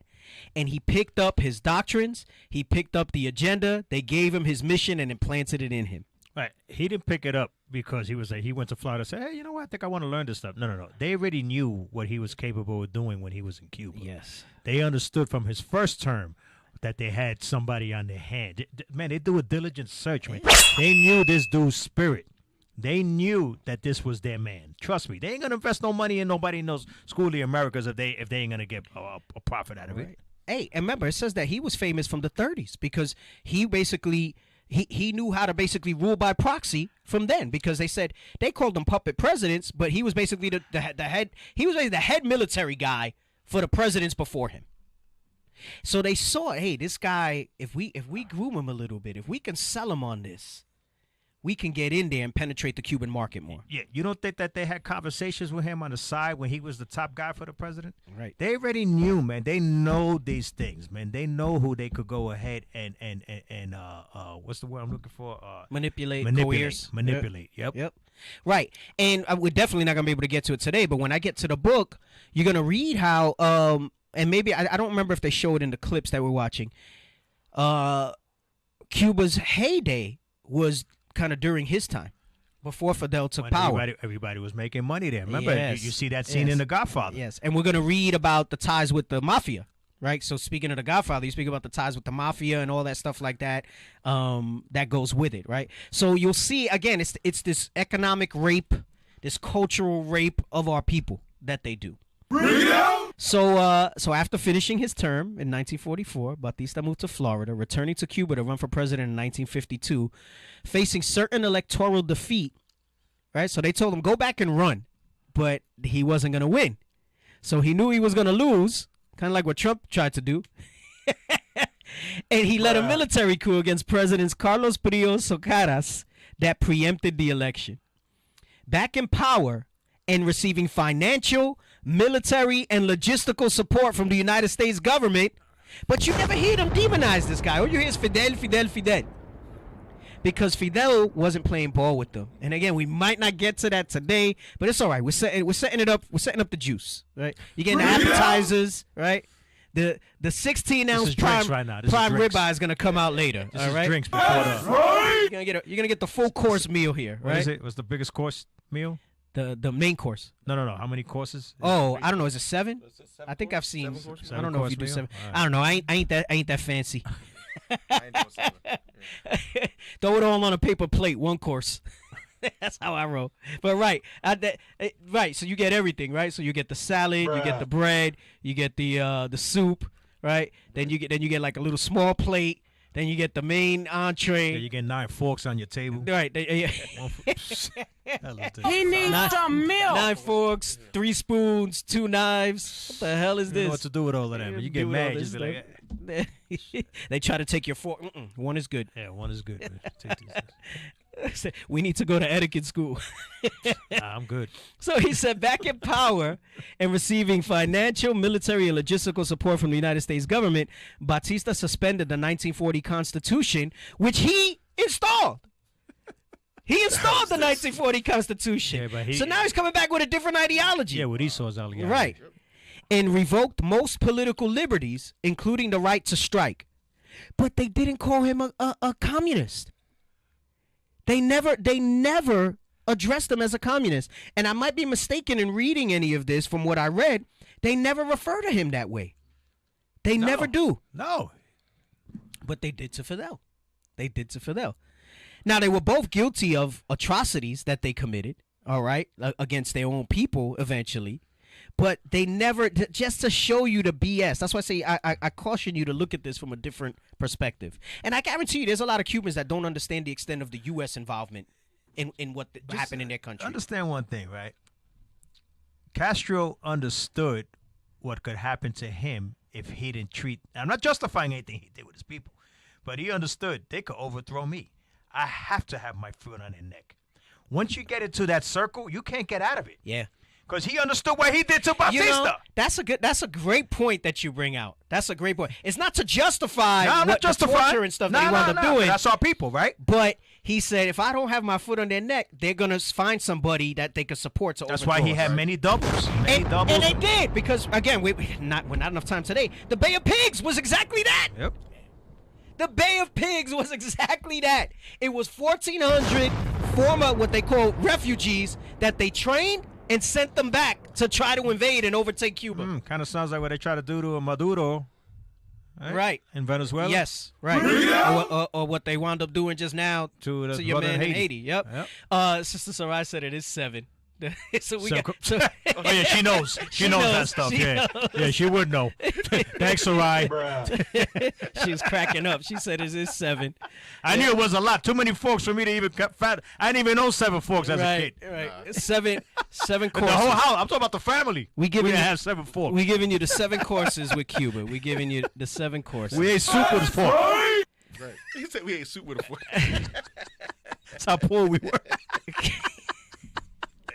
Damn, man, that's terrible. Soup with a fork. Oh, I guess that's why we always drink it. Yeah, that's why you drink it after. Anyway, back in power and receiving financial, military, and logistical support from the United States government, Batista suspended the 1940 Constitution and revoked most political liberties, including the right to strike. He then aligned with the wealthiest landowners who owned the largest sugar plantations and presided over a stagnating economy that widened the gap between rich and poor Cubans. This was the MO that they sent him back with. This is what they told him. This is what you're going to do. That's Willie Lynch. And we will ensure. Hey, you know what they did to him? That's Willie Lynch. You know what they did to him? Like Satan tried to do to Christ. They took Fulgencio and they said, unto us it is given to give you the whole country Exactly back. what they did. We'll set you up as ruler. We'll give you money. We'll bring in industry and commerce. Your island's going to boom. And trust me, the people will eventually love you for what you're going to do. The hell is this? Just do it like this. That's what he did. So they said eventually it reached a point where most of the sugar industry was in U.S. hands, and foreigners owned 70% of the arable land. Same thing. We read this in Guatemala. We read this in Puerto Rico. As such, Batista's repressive government then began to systematically profit from the exploitation of Cuba's commercial interest by negotiating lucrative relationships both with the American mafia, who controlled the drug, gambling, and prostitution businesses in Havana, and with the large U.S.-based multinational companies who were awarded lucrative contracts. The mafia and the U.S. companies are the same thing, and the U.S. government when it comes to this. They're the same thing. Yeah, because Esau felt the same way. We got to keep our foot on the mafia's neck because they're doing the same thing we're doing. Right. Bro, you're talking about only 70 years ago that this was going on. It's nothing, bro. This is that people are still alive that had a hand in this. All right? Yeah, you're right. So it says they were together in there. So it was a plan. And like Cap said, if you watch The Godfather, there's a whole scene around that. Meyer Lansky. It's supposed to be Meyer Lansky. Hyman Roth supposed to be Meyer Lansky, right? Right. Hyman Roth is supposed to be the real Meyer Lansky. Hyman Roth is based on Meyer Lansky, who's the real mafia guy over here. Mm-hmm. So it says to quell the growing discontent amongst the populace, which was subsequently displayed through frequent student riots and demonstrations, Batista established tighter censorship of the media, while also utilizing his Bureau for the Repression of Communist Activities, secret police. So while he was operating in a communist fashion, he had a bureau that was to repress communist activities. The hell is this? And it was them saying, so what Fidel really did and why they got pissed off was he took some of their playbook. Right, because when you read about Fidel, it tells you that he helped in revolutions in Colombia, other countries. Well, Che Guevara. And yes, and he was close with Che. He saw the oppression where he was living in South America. Yes. So he fought in those. So he picked up the intel from the stuff they were doing there too. Say the Pedro Albizu Campos story. Right. So they were tight, but Fidel did it more aggressively. Yeah. Right. Yeah. Albizu Campos was trying to do it like the way many of our politicians do today, by getting elected to government and thinking they can affect change. Castro was like, hell with that. Castro said, no. I just need to be the government in order to employ this That's the only way we're going to get this done. I don't need to be in the government. I need to be the government. Right. So he says, so he had this Bureau for the Repression of Communist Activities, secret police, to carry out wide-scale violence, torture, and public executions. And they told him this was the cost. They said, if you do this, right? So this doesn't make him right? This is where it goes bad. These murders amounted in 1957 as socialist ideas became more influential. So he's a U.S.-backed dictator, and socialist ideals are cropping up. So he became more influential. Many people were killed, with estimates ranging from hundreds to about 20,000 people killed. The hell is this? Catalyzing the resistance to such tactics for 2 years, December 1956 to December 1958, Fidel Castro's 26th of July movement and other rebelling elements led an urban and rural-based guerrilla uprising against Batista's government, which culminated in his eventual defeat by rebels under the command of Che Guevara and the Battle of Santa Clara of New Year's Day, 1959. You see that scene in The Godfather? Yes. Remember when Fredo tries to dip? What happened? That's Batista. He's giving his speech that he's resigning. Mm-hmm. And all hell starts breaking loose then. Yep. Right, exactly. Yep. And everybody wanted to get out because they knew what was about to go He goes, Fredo, I'm your brother. Bruh. Hey, if you haven't seen The Godfather, you don't know. That's classic, bro. That's classic cinema. So So Che actually wound up helping him in the Cuban Revolution. So like when we were in Cuba, you would see stuff for Che too. Che's held in esteem by Fidel because he helped him overthrow Batista, right? And by overthrowing Batista, what he was really overthrowing was the evil that was the United States government's involvement in Cuba at that time. That's right. Batista immediately fled the island with an amassed personal fortune to the Dominican Republic. So he left to the Dominican Republic, and we're going to talk about DR. We're going to get DR too. Where strongman and previous military ally Rafael Trujillo held power. Another dictator installed by the United States in the Dominican Republic. He actually confirmed he went to the School of the Americas. Yes, he confirmed. That's confirmed. He confirmed it. So Batista fled there. Batista eventually found political asylum in Oliveira Salazar's Portugal, where he first lived on the island of Madeira and then in Estoril. He was involved in business activities in Spain and was staying there in Guadalamina at the time of his death from a heart attack, August 6, 1973. Heart attack. Probably at that point, they probably put some cyanide or something in his drink or something like that, right? I don't need to read about the coup. Okay, let's just touch base on his first presidency. It's a small paragraph. Go all the way down. It says first presidency. Batista, supported by the Democratic Socialist Coalition, right, which included Julio Antonio Mela's Communist Party, defeated Grau in the first presidential election under the new Cuban Constitution in the 1940 election, and served a 4-year term as president of Cuba. The first, and to this day, only non-white Cuban in that office, right? Because they're just talking about the lighter-skinned ones that have held the office. Batista was endorsed by the old Communist Party of Cuba, which at the time had little significance. So he was literally in a communist party. And America supported him as a communist to be their guy in Cuba. Hey, it's like they call Issachar al-Assad of Syria the regime. Right. Right. They always put a negative twist on it. The Iranian regime. Right. The Syrian regime. Right. Well, you're a regime too. Right. No, they call themselves administration. Right. It's an administration or their cabinet, right? Or the government. Come on, man. But it's a regime when it's somebody that they don't like. That's what I'm saying. They demonize stuff. Remember, Fidel overthrew evil Americans when he took over. That's what you just read. Right. It became something else, and we'll get as much as we can, but and then we'll follow on with it. So, Batista was endorsed by the old Communist Party of Cuba, which at the time had little significance and no probability of an electoral victory.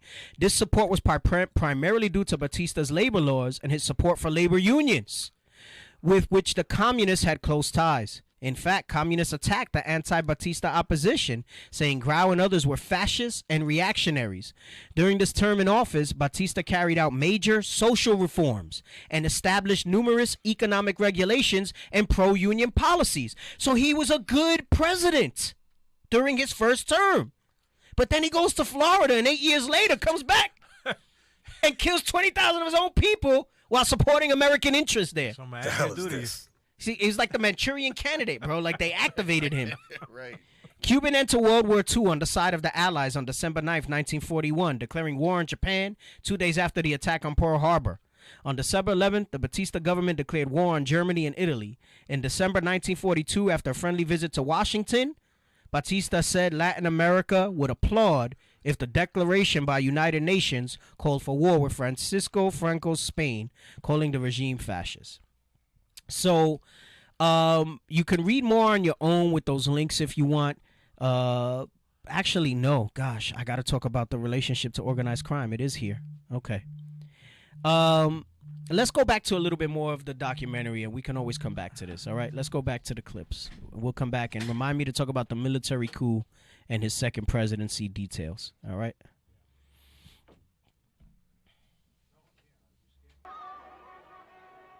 La idea de que llegaba la libertad a Cuba y que todos íbamos a participar en la construcción de un país. So he said when Fidel took power, they were happy because they said they were all going to participate cleaning up what Batista had did, basically. Go ahead. A las pocas semanas, a mí me repugnaba el espectáculo de los fusilamientos y de los juicios. So he says eventually it diverged into like executions and trials. He says it was like a circus, right? Come on. Que eran unos verdaderos circos. There is a limit to what the United States in self-respect can endure. That limit has now been reached. Los estudiantes y los campesinos empezaron un proceso de rebelión contra la nueva dictadura. Había una persona infiltrada en el grupo que le comunicó a la policía política lo que estábamos haciendo. Hey, you heard that? Stop. So he says there was somebody in there. A 20 años de cárcel. These guys were they were trying to revolt against Fidel, and he says that Fidel, which again he has experience. When we read about him, you'll see. He infiltrated their groups and they reported him to the again police. Because what were they trying to do? The same thing that Castro did to Batista. That's exactly what I mean, once you start, it's a thing that can't stop. That's exactly what it was. It can't stop when you really think about it. Because what were they gonna do when they got in there? They talk a good game, right? Our people talk a good game. Oh, we're gonna do because Fidel did the same thing. Once you're in there, you realize you can't get out. You gotta keep the foot on the neck. If not, you're gonna be overthrown, and they're gonna do the same thing. No, it's a circle you can't get out of, man. Right? Absolutely. That's exactly it. And that's why I say you can't discount America's involvement. All right. No. If you look at that through the lens of titles, names that they put, fascist, socialist, communist, all this stuff, you're buying into you're drinking the Kool-Aid, so to speak. Right? So go ahead. So they got caught. Como yo era menor de edad, sentenced to 20 years, but as a minor. Pues me trasladaron a una cárcel de menor rigor hasta que cumpliera los 18 años. Y de esa cárcel me pude escapar. So he escaped. Probably arranged by the United Lo States. recuerdo como si fuera hoy, y esto hace 50 años. Yo estaba seguro de que regresaríamos antes de 2 años. So he thought he would return in 2 years. He still had friends. La emoción más fuerte que yo sentía era el compromiso con los estudiantes presos, con mis compañeros que habían quedado en la cárcel. In 1961, Castro's army defeated an invasion of 1,400 Cuban exiles trained and equipped by the CIA. The Bay of Pigs became an... She was a disaster.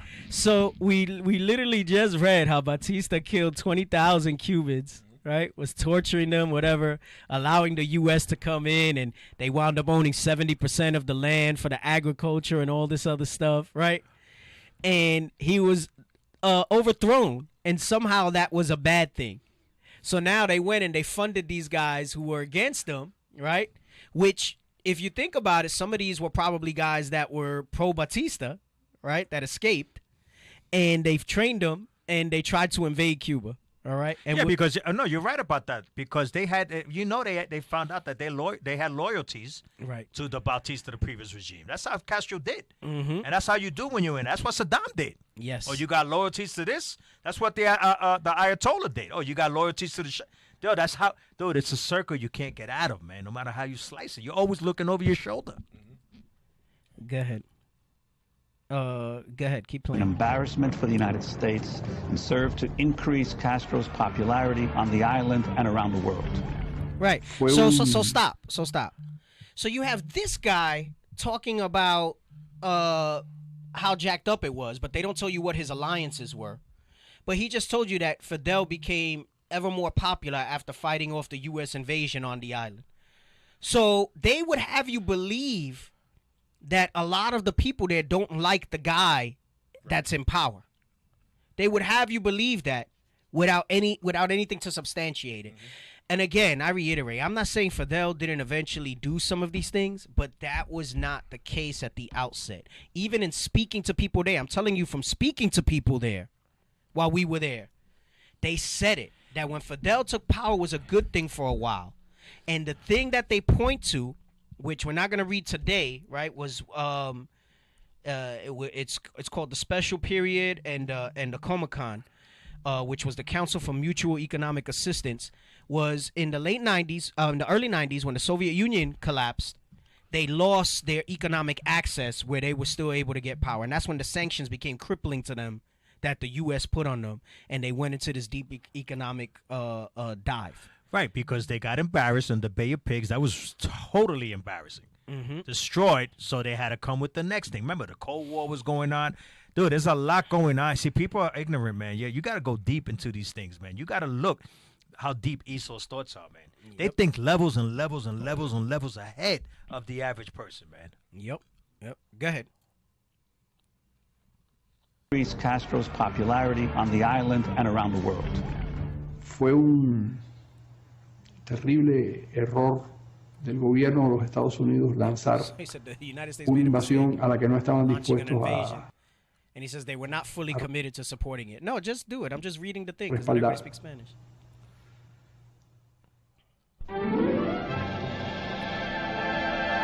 Hey, stop 1 second. That's why you're going to notice. I don't know if you're going to cover it in any of the parts. Okay, I'm going to touch on it on the Sabbath when I do the Power Hour. But Castro's M.O. always was, if you ain't with me, then go. Yes. And he would go ahead and dump them on America because he knew, Castro was a very, very intelligent man. Make no mistake about it, bro. He knows America inside and out, man. Next week, because we only got like 10 minutes left on the show. Next week, we'll probably talk about it. It's in the book. It's in there, right? And he says he took the opportunity to not just have them go, but he also sent the deplorables too. The worst ones. So he sent the worst ones. He said, "Oh, yeah." So he said, "Oh, y'all gonna take them?" Yep. But we're gonna explore the dynamic when we read the book of how America was pro-Cubans until the Cold War died down. So only when it aligned with it. So no other immigrant group that was Northern Kingdom or so-called Hispanic Latino got the type of things and perks that they were giving Cubans because supposedly they were fleeing communism. So since they were against communism, it was the height of the Cold War. They rolled out welfare, public service programs, all types of stuff for the Cubans that came until the Cold War started to cool, and they started to send the black Cubans and the criminal Cubans and all that stuff like that. Tony Montana.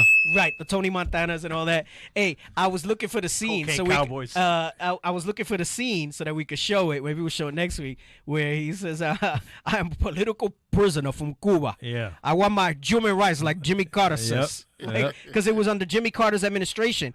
And it did. It got wild. When you see Scarface, it explores the side of sending criminals over. And that was Castro just ridding the island of those people. And that's what helped propel Reagan to the presidency. Because it was on an immigration platform. And ever since then, it's become a very strong anti-immigration platform for the Republicans. Since then, since the 80s. So, you wanted to show pictures? Oh, yeah, I wanted to show the pictures from when we were there to let you know, like, again, I'm not saying that I purport that we're speaking to all of it, all right? We most certainly are not. But let me send the pictures. I got to send them. So, basically, you got to understand, man, like Cap went out, all right? Castro had great intentions, obviously, right? Because he wanted to overthrow someone that was oppressing them. But again, like I said, I can't stress this enough, man. And y'all know, man, it's even when you're looking at it from a street perspective, right? When you're a gangster, you got to keep your neck on your people, bro. That's why in the movie Bronx Tale, what did they say? You rather be loved or feared, right? Same thing. And what ended up happening to him in Bronx Tale? The same dude that he killed. The son of the dude that he killed at the beginning of the movie came back for him. Yep. Okay, and that's what that life is all about. You got to constantly be looking over your shoulder, and you can't trust anybody. Right. If not, you're going to lose your power. It's just so that same analogy holds true with Esau today. They understand what's going to happen to them because the scripture says what's going to happen to them. That's why, give me Revelation 13 real quick. You know what I want? We got to read it out. He that leaded into captivity. They understand. Trust me, this is why they get angry when they see Negroes reading the Bible. Right. Go ahead. The book of Revelation, chapter 13, verse 10. Uh-huh. He that leadeth into captivity shall go into captivity. Uh-huh. He that killeth with the sword must be killed with the sword. Uh-huh. Here is the patience and faith of the saints. Here's the patience and faith of the saints who are the Israelites, you blacks, Hispanic, Native Americans. What is that saying there? Exactly what I'm saying here. All right? They understand that the same way you overtook a presidency, a leader, it's going to happen to you. The difference is, according to the Bible, that's it. That's in book of Revelations. Yes, sir. Ain't nobody going to take over us ever. Right. Ever. We're going back to our rightful place of rulers, the way it was always supposed to be. That's right. That's right. All right. So yeah, I sent the pictures. Let me know if you got them. We'll end with just showing some of the pictures here, and then we'll pick up next week with the Bay of Pigs, and we got to read the rest about Fulgencio. So some of you who've known us for a while or whatever, but there might be newer people who don't know. Was it like 3 years ago now? It's 2017. 3, 8, 9, 20, almost 4 years. October, right? It was like October we went. It was October. Yeah. So October this year will be 4 years since we went. The only reason we haven't gone back is Trump came into office and it changed everything. So it wasn't easy to get back there anymore. So we actually went. So that's what I'm saying. We have some intel from the ground, from there, not from just Americans' history and American media of what they portray, what's going on over there. That's right! Captain Zeph and I, in particular, went a couple days earlier to do, like, reconnaissance for camp spots and things like that. And we also went to, like, some of their museums that spoke about the revolution and things like that. So we had a whole bunch of different data on that. Did we ever do the documentary for Cuba? Yeah, that came out? No? Wow. The hell is this? The Cuba documentary never came out. But I don't know if it was a full documentary. Wow. Zeph and I dropped the ball Thanks, on Zeph. that, boy. Thanks. Anyway, so that was us standing outside the prison. The jail cell was too, because we got arrested when we were there for preaching. The jail cell was too small. So they basically just had a couple This was cops. after hours that we were in. Right. So prison. they let us stand outside. Because we didn't all fit in the cell, and I think there was a couple prostitutes in the cell. I think. Yeah, there was. So they let us stand outside, but they had a couple cops there. So they arrested us. They arrested us when we were teaching. Took right? our passports, the whole. Took our 9 yards, passports, bro. right? So it's not that we were just chilling. Right. We couldn't go nowhere. They took our passport. We would have tried to. Yeah, you see me? I'm mad. You're not free hot. to go, right? It was hot as hell, but it's humid. Oh yeah, you could tell he was real pissed. Look at him. Freaking mad He as- was like, I can't believe this shit. I We can't. were supposed to go to dinner that night. Yep. King Katura. Yes, sir. That's why I said some people don't know about this. Yes, we went to Cuba to teach, and we were arrested in Cuba for preaching the gospel. And we were followed and surveilled after that. All right? That's right. And it wasn't so much that they were against the gospel. They did not like, because you're going to see in some of the pictures, they did not like the response the people had to us. And I'll tell you something. Bishop will tell you this out of his own mouth. To this day, there has not been any Northern Kingdom that he's seen that has responded like they did in Cuba That's to true. the word. That's true, man. They flocked. They flocked a lot. We had, man. It was crazy, man. We got to get back. Hey, there it was to so get serious, man. They bought a damn 5-ton. Y'all that in the military and all that, a 5-ton truck filled in the back, man, with about 30 freaking because they army personnel. They have like the city police, they have the country police, and then they have the military. And they rolled the military. The military rolled up on us with nightsticks, like 30, 40 nightsticks and rifles. And rifles. AKs. The AKs. Yep. Yeah, man. So, go ahead. Next picture. That was standing outside the freaking jail.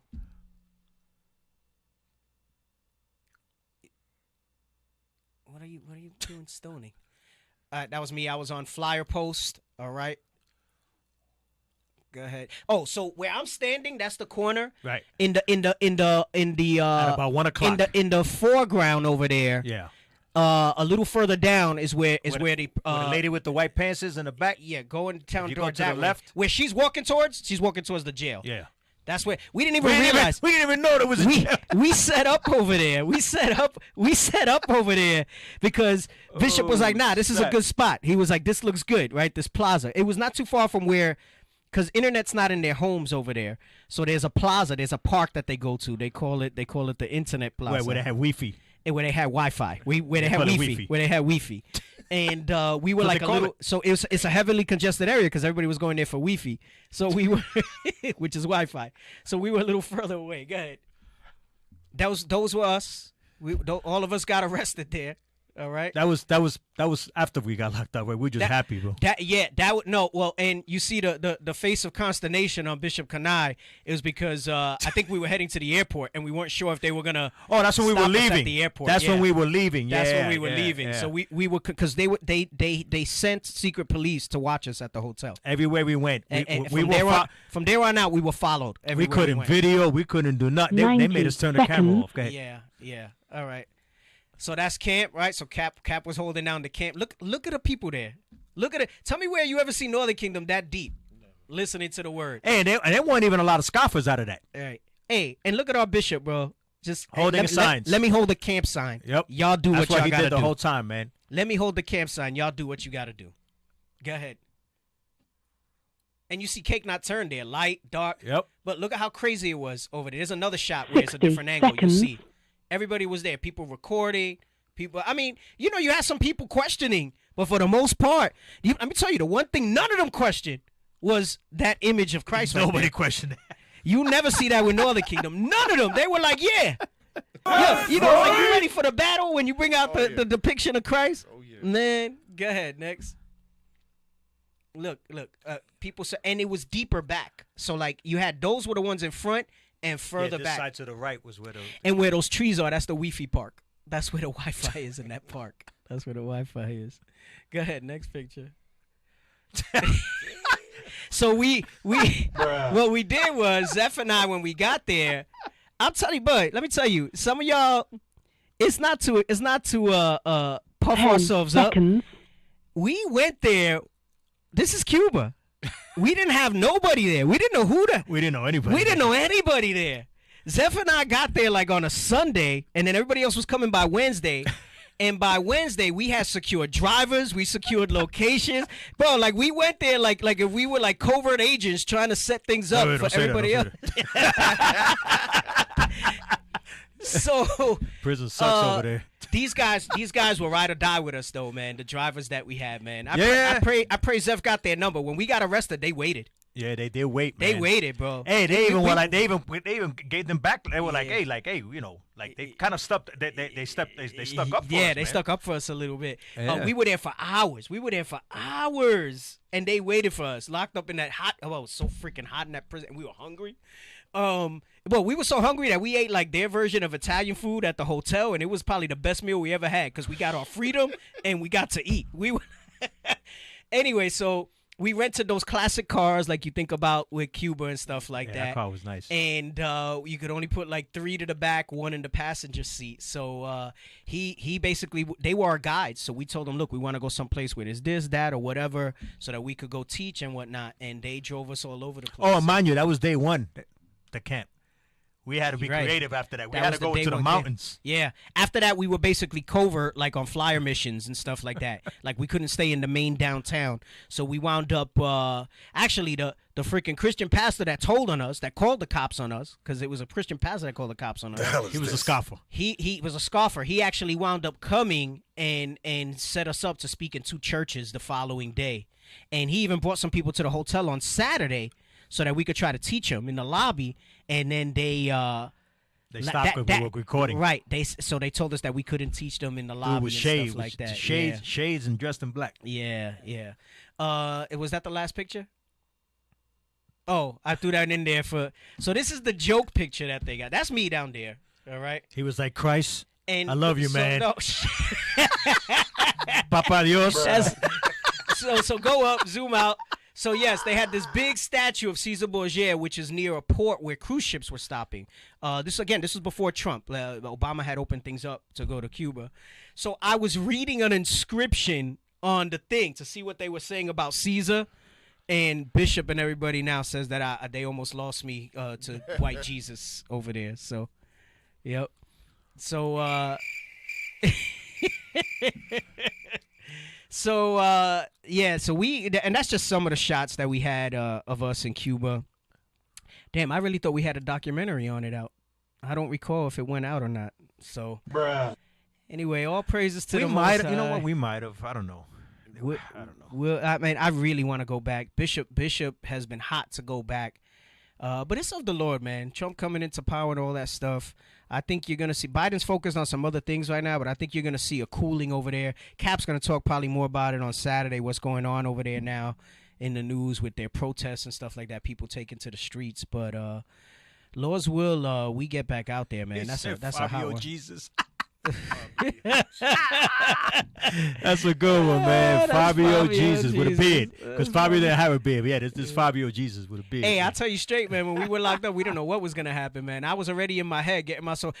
In my head, I was like, damn. I said, all right, they'll probably let me, like, somehow get a message to the embassy to my wife. I said, you know, I just want to make sure I let her know how to access certain accounts and stuff like that. And then I said, yo, I literally started to resign myself to that. We might be detained. Oh, I said, well, at least we together. I said, you know, I said, at least I'm not. I said I'm going to wind up with somebody, even if they separate us. I said, I'm going to wind up with somebody from here while we locked up. And then they got us freaking food. And it was all pork. Right. And then he was laughing at us, looking at us. You don't want? You don't want? We were like, nah. Yep. Yeah, man. They went because we were there for a while. Like, the guy started warming up. Zeph and I went upstairs to talk to, like, the, what do you call the guy that's on duty at the desk sergeant or whatever? Desk sergeant, yeah. So we went upstairs to talk to him, and, you know, he let us talk to him a little bit about the scriptures, and, you know, he was like, look, I'm a Christian or whatever, and he showed us his Bible. So after that, he took a little ease, because what we were waiting for was the commander from the military to come to see if they could let us go. And that took hours and hours for them to come. So he went around the corner to get some. So let me tell you, without the pork, that thing was looking and smelling good because we were hungry as hell. It was like the moro that they do with the rice and the black beans. Yeah, it had pork rinds in it. And it had the real pork rinds. It had hard-boiled egg. It looked good. Oh, you saw eggs in that thing? Yeah, there was eggs in it. But then there was also chunks of pork in it. Damn. So there was like little pieces of pork and stuff in there. So we couldn't eat it. We couldn't eat it. That's why I said we ate that at a time. Well, it was like such a relief. Oh man. Anyway, listen. We want to keep doing more trips like that and stuff like that. You see us starting to hit these things. Remember, we're not near that 11th hour yet until you start to see Northern Kingdom wake up en masse like that. Bishop was recently covering that in one of the Sabbath classes, you know, not to make people comfortable and complacent, but to remind you that there's still a lot of work to be done. Make sure you support, all right? We always ask for your support, liking, sharing the show, and spreading the word that way. But also the Booster Club, all right? It's up on the screen, iuic.fundraising at israelunite.org. You have no idea how much that helps us to be able to travel, not just for Northern Kingdom, but even the Southern Kingdom countries. The headway that we've made into some of these countries is because y'all have put your money where your mouth is and support the troops and going out to do these missions. So that's right. You guys got anything else before I give them the make sure they tune in? Man, tune in Saturday if you can, 11 a.m. Arizona time. I'm gonna go ahead and hit everything Capo here, but from a whole different perspective. All right, but it's gonna correlate with this as well. So right. It's gonna correlate with what's going on today. It's gonna include Haiti and a couple other things that are all intertwined together, and hopefully I'll have enough time. Y'all see it. Right. Yeah, so that's exclusively on Facebook on the Power Hour page, all right? That's 11 a.m. Arizona time. Jump on that. Lord's will next week. Lord's will life lasts, and we're here. We'll do part 2 of this, all right? We'll jump in. We got a lot more stuff. I got a few pages from the actual book, Harvest of Empire. We have a few more minutes of the documentary to watch as well. And we'll also have some more scriptures to go over. Once I go in the book, you'll see more of the scriptures and things like that come out in relation to this. So we appreciate the support. Continue to stay in the spirit. Moreno BS. Make sure you're studying so that you don't get overthrown. Your stumbling blocks coming your way.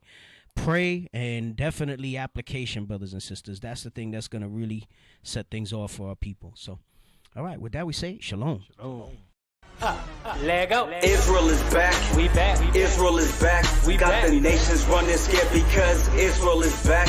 All lies on us because we keeping them laws. When the Lord will return, Babylon will fall. Precepts solid. We got them on lock. God's chosen people with Christ as our rock.